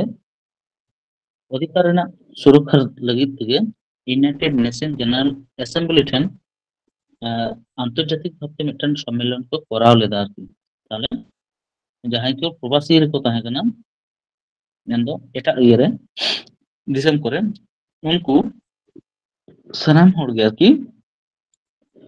ᱩᱱᱠᱩ ᱨᱮᱱ ᱯᱷᱮᱢᱤᱞᱤ ᱟᱛᱮ ᱟᱠᱚᱣᱟᱜ ᱚধিকার সুরক্ষার মানে অধিকার ᱨᱮᱱᱟᱜ সুরক্ষার ᱞᱟᱹᱜᱤᱫ তে ᱤউনাইটেড নেশন জেনারেল অ্যাসেম্বলি ᱨᱮ ᱢᱤᱫᱴᱟᱝ আন্তর্জাতিক স্তর ᱨᱮ সম্মেলন ᱨᱮᱱᱟᱜ ᱠᱚ ᱟᱭᱳᱡᱚᱱ ᱞᱮᱫᱟ।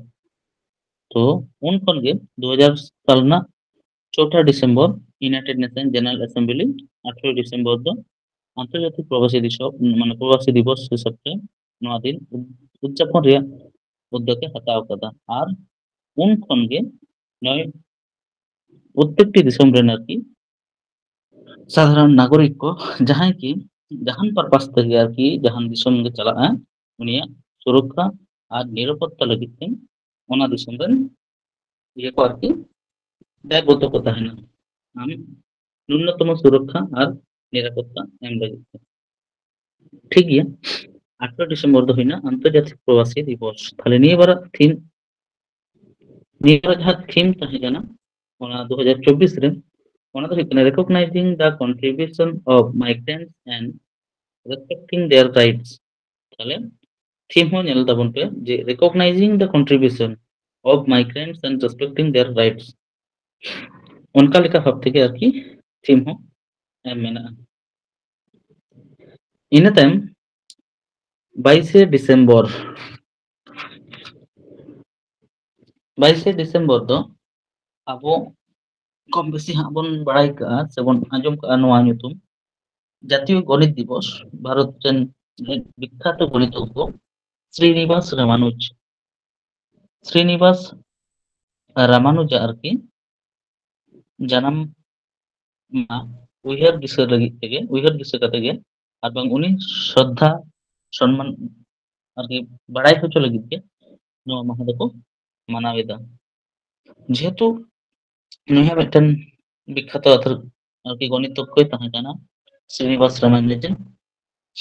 গণিত রে উনিয়াᱜ অসামভের এনেম আরকি ᱡᱟᱦᱟᱸ ᱞᱟᱹᱜᱤᱫ ᱛᱮ ᱱᱩᱭ ᱟᱵᱚ ᱵᱷᱟᱨᱚᱛ ᱫᱤᱥᱚᱢ ᱨᱮᱱ প্রত্যেকটি আরকি সানাম নাগরিক কোঠেন নুᱭᱟᱜ জানাম মাহা উইহার দিশা কাতে উনি সম্মান এবং শ্রদ্ধা জানাও ᱞᱟᱹᱜᱤᱫ ᱛᱮᱜᱮ ᱱᱚᱣᱟ ᱢᱟᱦᱟ ᱫᱚᱠᱚ ᱢᱟᱱᱟᱣ ᱮᱫᱟ। তো 2024 ᱨᱮᱱᱟᱜ ᱡᱟᱦᱟᱸ থিম ᱛᱟᱦᱮᱸ ᱠᱟᱱᱟ জাতীয় গণিত দিবসটা ᱚᱱᱟ ᱫᱚ ᱦᱩᱭᱩᱜ ᱠᱟᱱᱟ ম্যাথমেটিক্স অর্থাৎ ব্রিজ টু ইনোভেশন। তাহলে ম্যাথমেটিক্স ব্রিজ টু ইনোভেশন দিশা ᱫᱚᱦᱚ ᱠᱟᱛᱟᱢ ᱯᱮ ᱦᱟᱸᱜ। ᱤᱱᱟᱹ ᱛᱟᱭᱚᱢ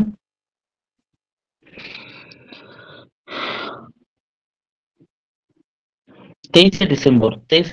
ᱫᱚ জাতীয় কৃষক দিবস লেখাতে মানাᱜ ᱠᱟᱱᱟ 23 ডিসেম্বর।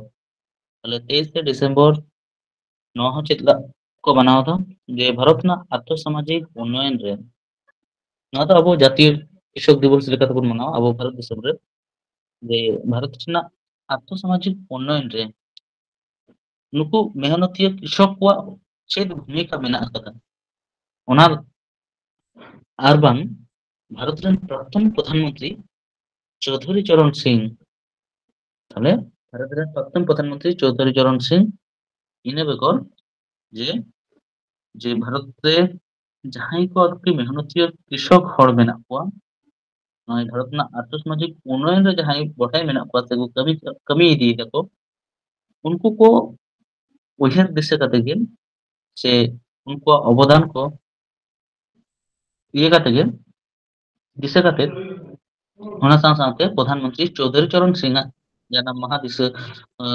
উইহার রে আর বাং উনি সাথে উनको को মানে শ্রদ্ধা আর বাং সম্মান বাড়াই হচᱚ ᱞᱟᱹᱜᱤᱫ ᱛᱮᱜᱮ ᱱᱚᱣᱟ ᱫᱤᱱ ᱫᱚᱠᱚ ᱢᱟᱱᱟᱣ ᱮᱫᱟ। তাহলে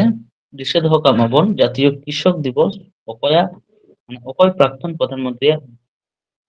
ইয়ে ইদি কাতে ᱠᱚ ᱢᱟᱱᱟᱣᱟ। তাহলে ᱚᱱᱟᱨᱮ ᱯᱨᱚধাᱱ ᱢᱚন্ত্রী চৌধুরী চরণ সিংᱼᱟᱜ ᱡᱚᱱᱢᱚ ᱵᱟᱨᱥᱤᱠᱤ ᱩᱭᱦᱟᱹᱨ ᱫᱤᱥᱟᱹ ᱠᱟᱛᱮ ᱱᱚᱣᱟ ᱫᱤᱱ ᱫᱚᱠᱚ ᱢᱟᱱᱟᱣ ᱜᱮᱭᱟ। ᱟᱨ ᱱᱤᱭᱟᱹ ᱵᱟᱨᱟᱜ জাতীয় কৃষক দিবস ᱨᱮᱱᱟᱜ থিম ᱛᱟᱦᱮᱸ ᱠᱟᱱᱟ empowering food givers for a prosper nation. তাহলে empowering food givers for a prosper nation. ᱤᱱᱟᱹ ᱛᱟᱭᱚᱢ 24ᱥᱮ ᱰᱤᱥᱮᱢᱵᱚর ᱨᱮᱱᱟᱜ ᱢᱟᱱᱟᱣ ᱨᱮᱱᱟᱜ ᱤᱭᱟᱹ ᱫᱚ ᱦᱩᱭᱩᱜ ᱠᱟᱱᱟ জাতীয় উপভোক্তা দিবস।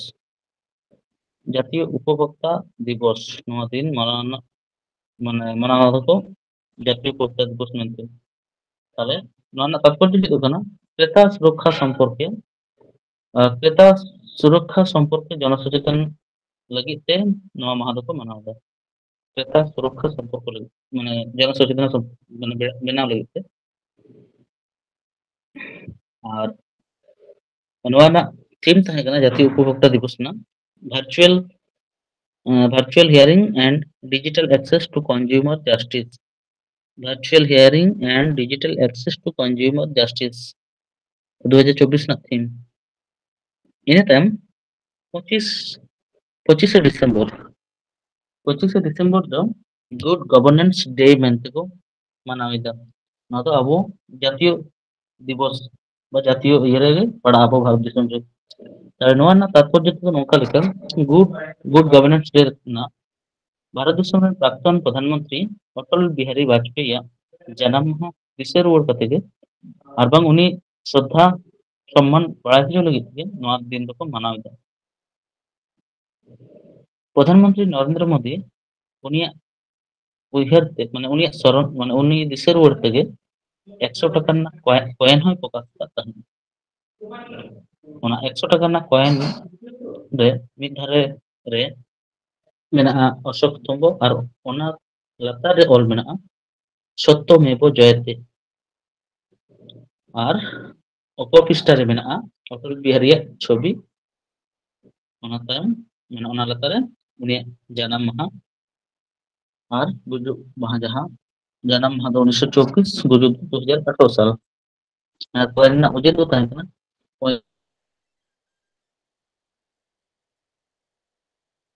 ᱵᱟᱡᱯᱮᱭᱤᱭᱟᱜ ᱡᱚᱱᱢᱚ ᱵᱟᱨᱥᱤᱠᱤ ᱫᱤᱥᱟᱹ ᱨᱩᱣᱟᱹᱲ ᱠᱟᱛᱮ ᱜᱮ ᱩᱱᱤ ᱥᱨᱚᱫᱷᱟ ᱞᱟᱹᱜᱤᱫ ᱫᱚ ᱢᱟᱱᱟᱣ। তাই অটল বিহারী বাজপেয়ী ᱫᱚ বিজেপি ᱨᱮᱱ ᱢᱤᱫ ᱚᱠᱛᱚ প্রধান মন্ত্রী ᱛᱟᱦᱮᱸ ᱠᱟᱱᱟ। তাহলে ᱩᱱᱤᱭᱟᱜ ᱠᱟᱹᱢᱤ প্রধান মন্ত্রিত্বকালীন ᱡᱟᱦᱟᱸ ᱠᱟᱹᱢᱤ ᱠᱟᱹᱥᱱᱤ ᱠᱚ ᱛᱟᱦᱮᱸ ᱠᱟᱱᱟ ᱱᱟᱯᱟᱭ ᱟᱨᱠᱤ প্রশাসন চালাও ᱞᱟᱹᱜᱤᱫ ᱡᱟᱦᱟᱸ ᱞᱮᱠᱟ পদক্ষেপ ᱠᱚ ᱟᱨ ᱵᱟᱝ সিদ্ধান্ত ᱠᱚ ᱦᱟᱛᱟᱣ ᱛᱟᱦᱮᱸᱫ ᱚᱱᱟ ᱠᱚ ᱞᱟᱹᱜᱤᱫ ᱛᱮᱜᱮ ᱱᱚᱣᱟ 25 ᱰᱤᱥᱮᱢᱵᱚᱨ ᱢᱟᱦᱟ ᱫᱚ গুড গভর্নেন্স ডে ᱢᱮᱱᱛᱮ ᱵᱚᱱ ᱢᱟᱱᱟᱣ ᱮᱫᱟ। তাহলে ᱱᱚᱣᱟ ᱨᱮᱱᱟᱜ থিম ᱫᱚ ᱵᱟᱹᱱᱩᱜ ᱟᱠᱟᱫᱟ। ᱱᱚᱣᱟ ᱫᱚ উনি উইহার ᱫᱤᱥᱟᱹ ᱠᱟᱛᱮ ᱜᱮ প্রতি বছর ᱱᱚᱣᱟ ᱠᱚ ᱢᱟᱱᱟᱣᱟ। ᱴᱷᱤক ᱜᱮᱭᱟ। ᱛᱮᱦᱮᱧ ᱫᱚ ᱱᱚᱣᱟ ইম্পর্টেন্ট এন্ড ডেজ ᱨᱮᱱᱟᱜ চ্যাপ্টার ᱦᱚᱸᱵᱚᱱ ᱪᱟᱵᱟ ᱠᱮᱫᱟ মোটামুটি ᱱᱚᱣᱟ ᱠᱚ 2024 ᱨᱮᱱᱟᱜ ᱞᱮᱠᱟᱛᱮ। এরপরে ᱥᱟᱱᱟᱢ 2025 ᱨᱮᱱᱟᱜ ᱦᱚᱸ ᱱᱚᱝᱠᱟ ᱞᱮᱠᱟ ᱜᱮ ᱠᱚᱨᱟᱣ ᱵᱤᱱ ᱥᱮ ᱠᱚᱨᱟᱣ ᱟᱵᱚᱱ ᱦᱟᱸᱜ 25 ᱨᱮᱱᱟᱜ ᱠᱤᱪᱷᱩ ᱛᱷᱤᱢ ᱠᱚ ᱦᱟᱸᱜ ᱠᱚᱨᱟᱣ ᱦᱩᱭ ᱠᱟᱱᱟ ᱵᱟᱫ ᱵᱟᱹᱠᱤ ᱦᱟᱸᱜ ᱱᱚᱣᱟ ᱯᱩᱨᱟᱹᱣ ᱞᱮᱱᱠᱷᱟᱱ ᱱᱚᱣᱟ ᱨᱮᱱᱟᱜ ᱛᱷᱤᱢ ᱫᱚ ᱠᱚᱨᱟᱣ ᱦᱩᱭᱩᱜᱼᱟ ᱟᱨ ᱟᱯᱮ ᱠᱚᱦᱚᱸ ᱠᱚᱨᱟᱣ ᱛᱟᱵᱚᱱ ᱯᱮ ᱡᱮ ᱡᱟᱦᱟᱸᱭ ᱡᱟᱦᱟᱸ ᱞᱮᱠᱟ ᱜᱮ ᱫᱟᱲᱮᱭᱟᱜ ᱵᱚᱱ ᱠᱷᱟᱛᱟ ᱠᱚᱨᱮ ᱵᱚᱱ ᱱᱳᱴ ᱠᱟᱜᱼᱟ। ᱤᱱᱟᱹ ᱛᱟᱭᱚᱢ ᱱᱤᱛᱚᱜ ᱫᱚ কিছু ᱦᱟᱸᱜ ᱛᱷᱤᱢ ᱤᱭᱟᱹ ᱠᱚ ᱡᱟᱦᱟᱸ ᱞᱟᱹᱭ ᱦᱩᱭᱱᱟ পরীক্ষা ᱨᱮᱱᱟᱜ ᱤᱭᱟᱹ ᱨᱮᱵᱚᱱ ᱧᱮᱞ ᱞᱮᱠᱷᱟᱱ ᱡᱮ সেন্ট্রাল গভর্নমেন্ট আর ᱵᱟᱝ স্টেট গভর্নমেন্ট বিভিন্ন থিম তেহᱚᱸ থিম ᱤᱫᱤ ᱠᱟᱛᱮ থিম ᱞᱟᱹᱭᱟ স্কিম ᱤᱫᱤ ᱠᱟᱛᱮ ᱦᱚᱸ ᱠᱩᱠᱞᱤ ᱠᱚ ᱦᱤᱡᱩᱜ ᱠᱟᱱᱟ। ᱛᱚ ᱚᱱᱟ ᱠᱚᱦᱚᱸ ᱟᱵᱚ ᱧᱮᱞ ᱦᱩᱭᱩᱜ ᱛᱟᱵᱚᱱᱟ ᱡᱮ ᱚᱠᱟ ᱞᱮᱠᱟ ᱵᱷᱟᱵᱛᱮ ᱟᱨᱠᱤ ᱯᱟᱲᱦᱟᱣ ᱞᱮᱱᱠᱷᱟᱱ ᱵᱟ ᱚᱠᱟ ᱚᱠᱟ ᱡᱤᱱᱤস ᱫᱤᱥᱟᱹ ᱫᱚᱦᱚᱭ ᱦᱩᱭᱩᱜ ᱛᱟᱵᱚᱱᱟ ᱵᱟᱲᱟᱭ ᱦᱩᱭᱩᱜ ᱛᱟᱵᱚᱱᱟ। ᱚᱱᱟ ᱠᱚ ᱛᱚ ᱥᱮন্ট্রাল ᱜᱚভর্নমেন্ট স্কিম বলতে সেন্ট্রাল গভর্নমেন্ট নিতোগ ᱡᱟᱦᱟᱸᱭ ᱢᱮᱱᱟᱜ ᱟᱠᱟᱫᱮᱭᱟ বিজেপি সরকার তাহলে 2014 ᱠᱷᱚᱱᱟᱜ বিজেপি সরকার নিতোগ 2025 ᱫᱷᱟᱹᱵᱤᱡ এখনো রানিং ᱢᱮᱱᱟᱜ ᱜᱮᱭᱟ তাহলে ᱱᱩᱭ ᱤᱫᱤ ᱠᱟᱛᱮ বা ᱱᱩᱭᱟᱜ ᱡᱟᱦᱟᱸ ᱛᱤᱱᱟᱹᱜ ᱯᱨᱚᱠᱚᱞᱯᱚ ᱥᱮ ᱯᱨᱚᱡᱮক্ᱴ ᱮ ᱦᱟᱛᱟᱣ ᱟᱠᱟᱫᱟ 2024 সাল ᱠᱷᱚᱱ ᱱᱚᱣᱟ ᱠᱚ ᱤᱫᱤ ᱠᱟᱛᱮ বরাবর ᱜᱮ বিভিন্ন সেন্ট্রাল গভর্নমেন্ট হোক স্টেট গভর্নমেন্ট ᱟᱜ পরীক্ষা ᱠᱚᱨᱮ হোক ᱚᱱᱟ ᱠᱚ ᱤᱫᱤ ᱠᱟᱛᱮ ᱠᱚᱥᱪᱮᱱᱥ ᱠᱚ ᱦᱩᱭᱩᱜ ᱜᱮᱭᱟ তাহলে ᱚᱱᱟ ᱠᱚ ᱡᱟᱛᱮ ᱟᱞᱚᱵᱚᱱ ᱤᱭᱟᱹ ᱦᱚᱪᱚᱜ ᱢᱟ ᱢᱟᱱᱮ ᱟᱞᱚᱵᱚᱱ ᱮᱲᱮ ᱦᱚᱪᱚᱜ ᱢᱟ ᱢᱮᱱᱫᱚ ᱚᱱᱟ ᱠᱚ ᱵᱟᱲᱟᱭ ᱠᱟᱜ ᱢᱟᱵᱚᱱ ᱡᱟᱛᱮ ᱯᱚᱨᱮ ᱯᱚᱨᱤᱠᱠᱷᱟ ᱨᱮ ᱜᱚᱲᱚ ᱮᱢᱚᱜᱼᱟ ᱚᱱᱟ ᱦᱚᱛᱮ ᱛᱮᱜᱮ ᱟᱵᱚ ᱚᱱᱟ ᱨᱮᱱᱟᱜ ᱠᱤᱪᱷᱩ ᱟᱞᱳᱪᱚᱱᱟ ᱥᱮ ᱱᱚᱣᱟ ᱫᱚ ᱯᱤᱯᱤᱴᱤ ᱵᱟᱹᱱᱩᱜ ᱟᱠᱟᱫᱟ ᱦᱟᱸᱜ ᱢᱚᱪᱟ ᱛᱮᱜᱮᱧ ᱞᱟᱹᱭ ᱟᱯᱮ ᱠᱟᱱᱟ ᱠᱤᱪᱷᱩ ᱠᱤᱪᱷᱩ ᱡᱟᱦᱟᱸ ᱢᱮᱡᱚᱨ ᱢᱮᱡᱚᱨ ᱥᱠᱤᱢ ᱠᱚ ᱢᱮᱱᱟᱜ ᱟᱠᱟᱫᱟ ᱡᱮᱞᱮᱠᱟ বিকশিত ভারত বিকশিত ভারত @2047 ᱢᱮᱱᱫᱚ 2047 বিকশিত ভারত 2047 ᱫᱚ ᱱᱚᱣᱟ ᱢᱤᱫᱴᱮᱱ ᱯᱨᱚᱡᱮᱠᱴ ᱥᱠᱤᱢ ᱱᱚᱣᱟ ᱫᱚ ᱞᱚᱧᱪ ᱟᱠᱟᱱ ᱛᱟᱦᱮᱸᱫ 11 ᱰᱤᱥᱮᱢᱵᱚᱨ 2023 ᱨᱮ ᱱᱚᱣᱟ বিকশিত ভারত ᱨᱮᱱᱟᱜ 2047 ᱨᱮᱱᱟᱜ ᱢᱤᱫᱴᱮᱱ ᱤᱭᱟᱹ ᱛᱚ ᱱᱚᱣᱟ ᱱᱚᱝᱠᱟ ᱞᱮᱠᱟ ᱪᱮᱫᱟᱜ ᱠᱚ ᱮᱢ ᱠᱮᱫᱟ ᱱᱚᱣᱟ ᱦᱚᱸ ᱢᱤᱫᱴᱮᱱ ᱤᱭᱟᱹ ᱨᱮᱱᱟᱜ ᱠᱟᱛᱷᱟ ᱠᱟᱱ ᱜᱮᱭᱟ ᱛᱚ ᱱᱚᱣᱟ ᱫᱚ 2047 এই কারণ তে এম না যে নয়া 2047 রে আবো ভারত দিশম স্বাধীন মানে ইয়ে করে যাহা বলে স্বাধীন ভারতবর্ষ না 100তম বর্ষে পুরো না তাহলে ওনা লেখা থেকে মিটন প্রজেক্ট মেনা আকাদা বিকশিত ভারত 2047 দাবি লঞ্চ করায় লঞ্চ করা 11 ডিসেম্বর 2023 রে লঞ্চ করায় নরেন্দ্র মোদী তো ওনা না কিছু উদ্দেশ্য বা জোশ তো তাহে কানা যাহা কদো হুᱭᱩᱜ ᱠᱟᱱᱟ ᱪᱮᱫ ᱦᱚᱛᱮᱛᱮ ᱱᱚᱣᱟ ᱠᱚ ᱤᱭᱟᱹ ᱠᱚᱨᱟᱣᱟ যেহেতু 100 বছর স্বাধীন করতে ভারত 100 বছর স্বাধীন করতে ভারত দিশম রে চিত চিত আর কি ইয়ে কানা বনদল কানা ভারত স্বাধীন লাহা চে লেকা তাহে কানা ভারত স্বাধীন পরে তো ভারত স্বাধীন করতে 100 বছর হুইন রে ভারত দিশম না চিত চিত ডেভেলপমেন্ট হুই কানা ওনা করনা তুমকি তলাশ বা ইয়ে নেল লেখান 100 বছর পরে তাহলে ᱚᱱᱟ ᱠᱚ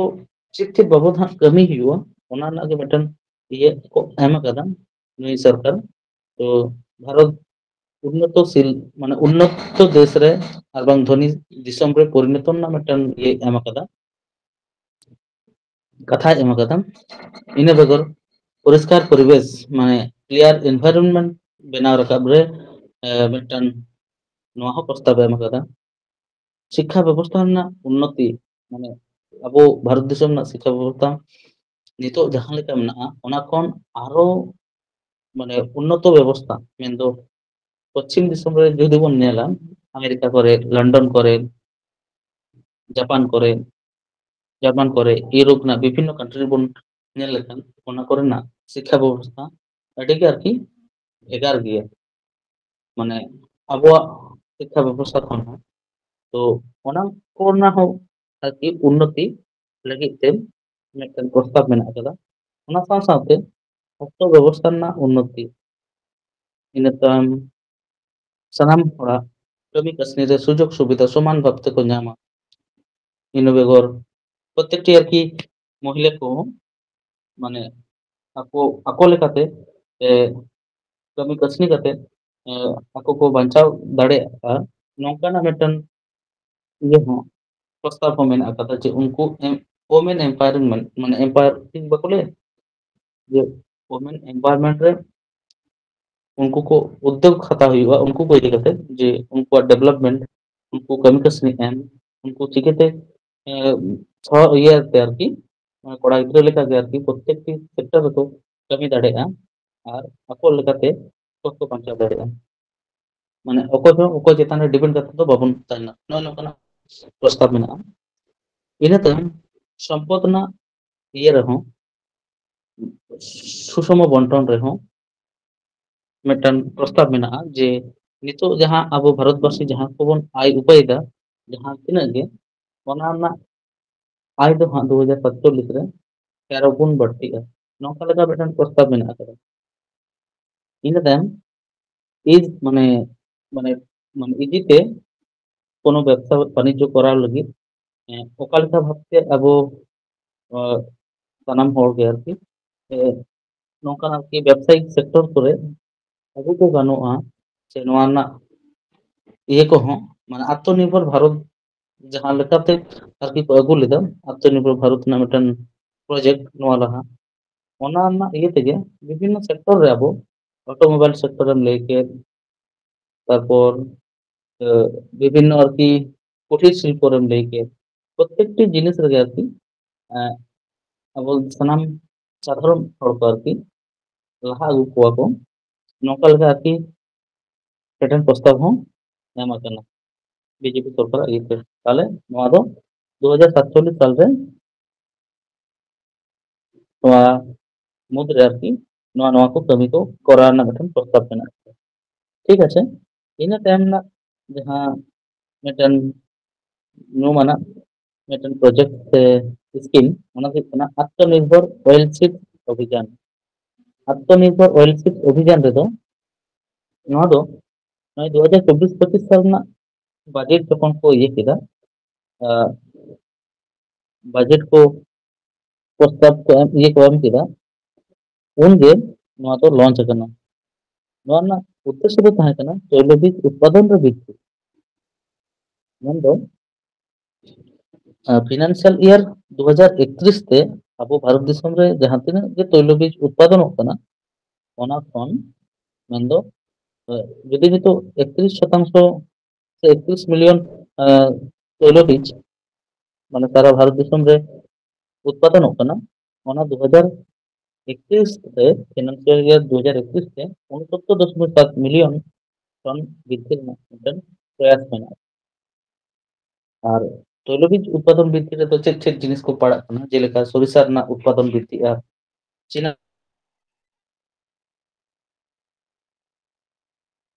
আসলে নওয়া ᱠᱟᱱᱟ ᱢᱤᱫᱴᱟᱝ উদ্দেশ্য ᱛᱟᱫᱚ মানে ভারত আজ একটা আপনারা চাহিদা মেটাও দাᱲᱮᱭᱟᱜᱼᱟ মানে আত্মনির্ভর ভারত মানে অকয় ᱴᱷᱮᱱ ᱦᱚᱸ ডিপেন্ডেন্ট আলো ᱦᱩᱭᱩᱜ ᱢᱟ এমনিতে ᱟᱵᱚ অনেক কিছু জিনিস বাইরে দিশম ᱠᱷᱚᱱᱟᱜ ᱟᱹᱜᱩ ᱠᱟᱛᱮᱫ ᱟᱵᱚ ᱫᱤᱥᱚᱢ ᱨᱮ ᱚᱱᱟ জিনিস ভোগ দাবন তাহলে বাইরে ᱠᱷᱚᱱᱟᱜ ᱟᱞᱚ ᱤᱭᱟᱹ ᱦᱩᱭᱩᱜ ᱢᱟ ᱚᱱᱟ ᱠᱚ ᱞᱟᱹᱜᱤᱫ ᱜᱮ ᱚᱱᱟ ᱨᱮᱱᱟᱜ ᱢᱟᱱᱮ তৈলবীজ ᱨᱮᱱᱟᱜ উৎপাদন বৃদ্ধি ᱞᱟᱹᱜᱤᱫ ᱛᱮᱜᱮ ᱟᱵᱚᱨᱮᱱ ᱢᱩᱠᱷᱤᱭᱟᱹ ᱠᱚ ᱩᱭᱦᱟᱹᱨ ᱵᱷᱟᱵᱽᱱᱟ ᱟᱠᱟᱫᱟ ᱚᱱᱟ ᱞᱮᱠᱟᱛᱮ ᱱᱚᱜᱼᱚᱭ ᱟᱛᱢᱚᱱᱤᱨᱵᱷᱚᱨ ᱚᱭᱮᱞ ᱥᱤᱰᱥ ᱚভিযান ᱢᱤᱫᱴᱮᱱ ᱠᱚ ᱠᱷᱩᱞᱟᱹᱣ ᱟᱠᱟᱫᱟ ᱢᱟᱱᱮ ᱱᱚᱣᱟ ᱥᱠᱤᱢ ᱛᱚ ᱚᱱᱟ ᱥᱠᱤᱢ ᱨᱮ ᱡᱟᱦᱟᱸ ᱨᱮᱱᱟᱜ ᱠᱟᱹᱢᱤ ᱛᱮᱱᱟᱜ ᱠᱚ ᱢᱮᱱᱟᱜᱼᱟ ᱤᱱᱟᱹ ᱛᱟᱭᱚᱢ ᱚᱱᱮ ᱡᱟᱦᱟᱸ আত্মনির্ভর ভারত ᱤᱧ ᱞᱟᱹᱭ ᱠᱮᱫᱟ ᱚᱱᱟ আলোচনা তে ᱚᱱᱟ ᱫᱚ ᱚᱱᱟ স্কিম ᱦᱟᱸᱜ লঞ্চ ᱞᱮᱱᱟ 12 মে 2020 ᱨᱮ আত্মনির্ভর ভারত স্কিম লঞ্চ লেना 12 মে 2020 রে ᱚᱱᱟ ᱨᱮᱱᱟᱜ ᱩᱫᱽᱫᱮᱥᱥᱚ ᱫᱚ ᱛᱟᱦᱮᱸ ᱠᱟᱱᱟ ভারত ᱚᱠᱟ ᱞᱮᱠᱟ ᱵᱷᱟᱵᱛᱮ ᱢᱟᱱᱮ ᱟᱨথ ᱥᱟᱢᱟᱡᱤক দিক তে চিকাতে আত্মনির্ভর গানোᱜᱼᱟ ᱚᱱᱟ ᱥᱟᱶᱛᱮ ᱚᱱᱮ ᱡᱟᱦᱟᱸ ᱴᱮᱠᱱᱤᱠᱮᱞ ᱯᱟরপাᱥ ᱠᱚᱧ ᱞᱟᱹᱭ ᱠᱮᱫ टेक्निकल पर्पस रे मेडिसिन रे ऑटोमोबाइल रे जे कोनो जिनिस प्रोडक्शन रे माने बाहरी दिसम खन onkanak कोनो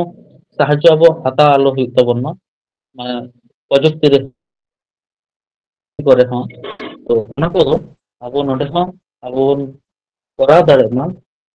যার ফলে jahan leka খরচ খরচা সেবুᱜᱼᱟ onka leka abo hon ᱟᱵᱚᱨᱮᱱ ᱤᱭᱟᱹ ᱠᱚ ᱟᱨᱠᱤ ᱱᱚᱣᱟ ᱠᱚ ᱫᱟᱨᱟᱭᱛᱮ ᱟᱵᱚ ᱡᱩᱫᱤ ᱱᱚᱣᱟ ᱠᱚᱵᱚᱱ উৎপাদন দাᱲᱮᱭᱟᱜᱼᱟ ᱥᱮ ᱠᱚᱨᱟᱣ দাᱲᱮᱭᱟᱜᱼᱟ ᱵᱚᱱ ᱛᱟᱦᱞᱮ ᱟᱵᱚᱨᱮᱱ ᱱᱚᱰᱮᱱ ᱠᱚ ᱦᱚᱲ ᱦᱚᱸ ᱟᱠᱚ প্রত্যেককে ᱟᱨᱠᱤ মানে ᱠᱟᱹᱢᱤ ᱧᱟᱢ ᱨᱮᱱᱟᱜ ᱢᱤᱫᱴᱮᱱ বহুত ᱟᱨᱠᱤ ᱥᱚᱢᱵᱷᱚᱵᱚᱱᱟ ᱛᱟᱦᱮᱱᱟ ᱡᱟর ᱯᱷলে ᱟᱵᱚ ᱫᱤᱥᱚᱢ ᱨᱮᱜᱮ ᱱᱚᱣᱟ ᱠᱚ ᱡᱤᱱᱤᱥ ᱩৎপাদᱱᱚᱜᱼᱟ ᱥᱟᱶᱛᱮ ᱥᱟᱶᱛᱮ ᱟᱵᱚᱨᱮᱱ ᱦᱚᱲ ᱦᱚᱸ ᱠᱟᱹᱢᱤ ᱠᱟᱹᱥᱱᱤ ᱠᱚ ᱧᱟᱢᱟ ᱴᱷᱤक ᱜᱮᱭᱟ ᱤᱱᱟᱹ ᱛᱟᱭᱚᱢ new skilling programme new skilling programme ᱱᱚᱣᱟ ᱫᱚ ᱢᱤᱫᱴᱮᱱ ᱞᱟᱦᱟ ᱛᱮᱱᱟᱜ ᱯᱨᱳᱜᱨᱟᱢ ᱜᱮ ᱛᱟᱦᱮᱸ ᱠᱟᱱᱟ ᱡᱟᱦᱟᱸ ᱫᱚ skill India mission skill India mission 2015 রে jahan স্কিম ये लेदा आरकी ओना स्कीम ना के मिटन नावा करते ᱡᱩᱴᱤ ᱪᱟᱜ ᱠᱟᱱᱟ ᱱᱤᱭᱩ ᱥᱠᱤᱞᱤᱝ ᱯᱨᱳᱜᱨᱟᱢ ᱨᱮᱫᱚ ᱛᱚ ᱱᱚᱣᱟ ᱨᱮᱫᱚ বিভিন্ন মানে ভারতীয় মানে ভারতীয় ᱠᱚ বিভিন্ন ক্ষেত্র রে মানে প্রযুক্তিগত দক্ষ ᱠᱚ ᱞᱟᱹᱜᱤᱫ ᱛᱮ ᱱᱚᱣᱟ স্কিম ᱫᱚᱠᱚ ᱟᱹᱜᱩ ᱟᱠᱟᱫᱟ ᱢᱮᱱᱫᱚ ᱡᱟᱦᱟᱸᱭ ᱡᱟᱦᱟᱱᱟᱜ ᱠᱚᱵᱚᱱ ᱠᱟᱹᱢᱤ ᱛᱟᱛᱮ ছোট বড় কারখানা রে হোক ছোট বড় হাতের কাজ রে হোক কুটির শিল্প রে হোক যে কোনো জায়গায় গেবon কামিয়েদ কানা ᱟᱵᱚ ᱟᱵᱚ ᱞᱮᱠᱟᱛᱮ ᱚᱱᱟ ᱠᱚᱵᱚᱱ ᱠᱟᱹᱢᱤᱭᱮᱫᱟ ᱢᱮᱱᱠᱷᱟᱱ প্রযুক্তি ব্যবহার কাতে ᱟᱵᱚ ᱡᱩᱫᱤ ᱡᱚᱠᱷᱚᱱ ᱚᱱᱟ ᱠᱚ ᱡᱤᱱᱤস ᱵᱚᱱ ᱠᱟᱹᱢᱤᱭᱟ ᱥᱮ ᱠᱟᱹᱢᱤ ᱫᱟᱲᱮᱭᱟᱜᱼᱟ ᱵᱚᱱ ᱚᱱᱟ ᱦᱟᱸᱜ ᱰᱮᱵᱷᱞᱚᱯᱢᱮন্ট মানে ᱚᱱᱠᱟ ᱞᱮᱠᱟ ᱵᱷᱟᱵᱛᱮ ᱟᱵᱚ ᱡᱩᱫᱤ ᱵᱚᱱ ᱫᱚᱠᱷᱚᱜᱼᱟ তাহলে ᱦᱟᱸᱜ ᱧᱮᱞᱟᱵᱚᱱ ᱡᱮ প্রযুক্তি ᱠᱟᱹᱢᱤ ᱞᱟᱜᱟᱣ ᱠᱟᱛᱮ ᱡᱟᱦᱟᱸ ᱡᱤᱱᱤস ᱵᱚᱱ ᱵᱮᱱᱟᱣ ᱫᱟᱲᱮᱭᱟᱜᱼᱟ ᱚᱱᱟ ᱦᱟᱸᱜ দ্বিগুণ দিয়ে ᱵᱚᱱ ᱠᱚᱨᱟᱣ ᱫᱟᱲᱮᱭᱟᱜᱼᱟ ᱡᱩᱫᱤ ᱟᱵᱚ ᱵᱚᱱ ᱫᱚᱠᱷᱚᱜᱼᱟ ᱡᱩᱫᱤ ᱟᱵᱚ ᱛᱮᱦᱮᱧ অদক্ষ কাতে যদি 9 গোটান জিনিস বন করাবো আবো বন দক্ষ লেনখান ওনা কো স্কিল বন ধর লেখান তো ওনা কো স্কিল আবো মধ্যে তাহে লেনখান মানে প্রযুক্তিগত ভাবতে যদি আবো বন দক্ষবা তাহলে নেলাবো না তেহিᱧ jahan 9 গোটান জিনিস বেনাও ওনা যে গাপা যখন বেনাওয়া ওনা 9 গোটান খনা হয়তো আরো 10টি বড়তিন বেনাওয়া কিন্তু নিজেতে jahan 5টিন করা গাপা দো ওনা 12টিন করা দাঁড়ে নয় যে নকানা skill ko abo new skill program na ᱟᱣᱛᱟ ᱨᱮᱠᱚ ᱟᱹᱜᱩ ᱠᱟᱫᱟ ᱟᱨᱠᱤ ᱯᱨᱚযুক্তিগত ভাবতে আরকি দক্ষ মানে ᱮᱢᱟ ᱠᱚ ᱦᱩᱭᱩᱜᱼᱟ ᱱᱚᱣᱟ ᱨᱮ ᱯᱮᱭᱟ ᱤᱭᱟᱹ ᱢᱮᱱᱟᱜ ᱟᱠᱟᱫᱟ ᱯᱤᱮᱢ ᱵᱤᱥᱥᱚᱠᱚᱨᱢᱟ ᱥᱠᱤᱞ ᱯᱤᱮᱢ ᱠᱩᱥᱚᱞ ᱠᱮন্দ্র যোজনা আর পিএম শিক্ষা সাথী ᱱᱚᱣᱟ ᱠᱚ ᱥᱠᱤᱢ ᱦᱚᱸ ᱱᱚᱣᱟ ᱱᱤᱭᱩ ᱥᱠᱤᱞ ᱯᱨᱳᱜᱨᱟᱢ ᱨᱮ ᱥᱮᱬᱟ ᱦᱚᱪᱚ ᱟᱹᱱᱤᱡ ᱠᱚ ᱟᱨ ᱚᱱᱟ ᱞᱟᱹᱜᱤᱫ ᱛᱮ ᱡᱟᱦᱟᱸ ᱛᱤᱱᱟᱹᱜ ᱜᱚᱲᱚ ᱥᱚᱯᱚᱦᱚᱫ ᱮᱢ ᱨᱮᱱᱟᱜ ᱚᱱᱟ ᱠᱚ ᱮᱢᱟ ᱤᱱᱟᱹ ᱛᱟᱭᱚᱢ প্রধানমন্ত্রী জনজাতি উন্নত গ্রাম অভিযান নওয়া দিশে দᱚᱦᱚ ᱠᱟᱜ ᱯᱮ যে প্রধানমন্ত্রী জনজাতি উন্নত গ্রাম অভিযান নওয়া ᱫᱚ লঞ্চ লেনা 2024 ᱨᱮᱱᱟᱜ সেপ্টেম্বর রে 2024 ᱨᱮᱱᱟᱜ সেপ্টেম্বর রে নওয়া ᱫᱚᱭ লঞ্চ লেᱫᱟ ফাইন্যান্স মিনিস্টার তাহলে নওয়া ᱨᱮᱱᱟᱜ উদ্দেশ্য ᱪᱮᱫ ᱛᱟᱦᱮᱸ ᱠᱟᱱᱟ জনজাতি এলাকা রে গ্রামীণ মানুষᱟᱜ মানে jahan kore ট্রাইবাল এরিয়া ওনা ট্রাইবাল এরিয়া রে নুকু গ্রামীণ আর কি হড়াᱜ মানে আর্থসামাজিক অবস্থা যদি বন নেলা অড়াগ দুয়ার যা যাবতীয় আর কি অনেক আর কি রিমোট এরিয়া রে বন তাহেনা ওকা বির গাজার করে আর করে তো ওনা কো লাগি থেকে প্রধানমন্ত্রী নৌকা লেখা মিটান উদ্যোগ হাতাও কাদা যে জনজাতি উন্নত গ্রাম অভিযান রে যে জনজাতি এলাকা রে উনকু হড়াᱜ যাতে পাকা বাড়ি হুᱭᱩᱜ ᱢᱟ उनको हाई स्पीड इंटरनेट संजोग रेना आवता रे ᱟᱹᱜᱩ ᱠᱚ ᱦᱩᱭᱩᱜᱼᱟ ᱟᱨ ᱩᱱᱠᱩᱣᱟᱜ ᱟᱨᱛᱷᱚᱥᱟᱢᱟᱡᱤक ᱚᱵᱚᱥᱛᱟ ᱚᱠᱟ ᱞᱮᱠᱟ ᱵᱷᱟᱵᱛᱮ ᱵᱚᱫᱚᱞ ᱜᱟᱱᱚᱜᱼᱟ ᱚᱱᱟ ᱠᱚᱨᱮᱱᱟᱜ ᱯᱨयास ᱦᱚᱸ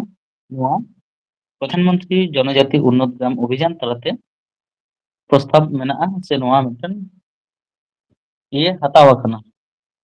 প্রয়াস হাতাও আকানা আরকি যে আবো ভারতবর্ষ রে নौका লেখा প্রায় 63,000 আতু মেনাᱜ ᱟᱠᱟᱫᱟ ᱡᱟᱦᱟᱸ ᱫᱚ প্রধানমন্ত্রী জনজাতি উন্নত গ্রাম অভিযান ᱨᱮᱱᱟᱜ আওতা রে ᱚᱱᱟ ᱠᱚ एरिया को आरकी डेवलपमेंट हुᱭᱩᱜ ᱨᱮᱱᱟᱜ ᱢᱤᱫᱴᱟᱝ प्रयास तायम दाराम ᱚᱱᱟ ᱦᱚᱸ ᱠᱟᱹᱢᱤ ᱦᱩᱭᱩᱜᱼᱟ ᱤᱱᱟᱹ ᱛᱟᱭᱚᱢ প্রধানমন্ত্রী জনধন যোজনা প্রধানমন্ত্রী জনধন যোজনা ᱟᱵᱚ ᱵᱚᱱ ᱵᱟᱲᱟᱭᱟ ᱡᱮ ᱱᱚᱣᱟ লঞ্চ লেনা ᱟᱹᱰᱤ ᱞᱟᱦᱟ ᱨᱮᱱᱟᱜ ᱤᱭᱟᱹ ᱠᱟᱱᱟ ᱡᱚᱠᱷᱚᱱ ᱱᱩᱭ বিজেপি সরকার পᱭᱞᱳ ᱦᱮᱡ ᱮᱱᱟ সরকার ইয়ে রে সত্তা রে ᱢᱮᱱᱫᱚ 28 আগস্ট 2014 रे नोआ प्रधानमंत्री जनधन योजना बेनाव लेना तो प्रधानमंत्री जनधन योजना बेनाव रेना जहां उद्देश्य से पर्पस तहे कना ओना तो हुई कना प्रत्येक हड़ माने प्रत्येक व्यक्ति आगे इन्दो फैमिली रे माने प्रत्येकटी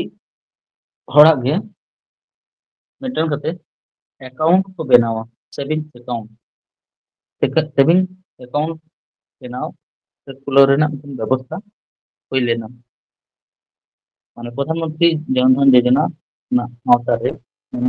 जीरो बैलेंस अकाउंट खुलो रेना व्यवस्था हुई लेना ᱧᱮᱞᱟᱯᱮ ᱦᱟᱸᱜ ᱚᱱᱟ ᱱᱤᱛᱚᱜ ᱦᱚᱭᱛᱳ ᱚᱱᱟ ᱡᱤᱨᱳ ᱵᱮᱞᱮন্স ᱮᱠᱟউন্ᱴ কোনো কোনো জায়গায় ᱨᱮᱠᱚ ᱠᱷᱩᱞᱟᱹᱣ ᱫᱟ, কোনো জায়গায় ᱨᱮ ᱵᱟᱠᱚ ᱠᱷᱩᱞᱟᱹᱣ ᱫᱟ, ᱠᱤᱱᱛᱩ ᱱᱚᱣᱟ ᱥᱚᱫᱽᱫᱚ ᱨᱮ ᱱᱚᱣᱟ ᱢᱤᱫᱴᱮᱱ ᱥকিম ᱠᱟᱱᱟ, ᱱᱚᱣᱟ ᱠᱷᱩᱞᱟᱹᱣ ᱞᱮᱫᱟ ᱠᱚ ᱱᱚᱣᱟ ᱯᱷᱚᱞᱮ ᱡᱟᱦᱟᱸ ᱟᱨᱠᱤ ᱤᱭᱟᱹ ᱦᱩᱭ ᱞᱮᱱᱟ, ᱡᱟᱦᱟᱸ ᱵᱮনিফᱤट ᱠᱚ ᱮᱢ ᱞᱮᱫᱟ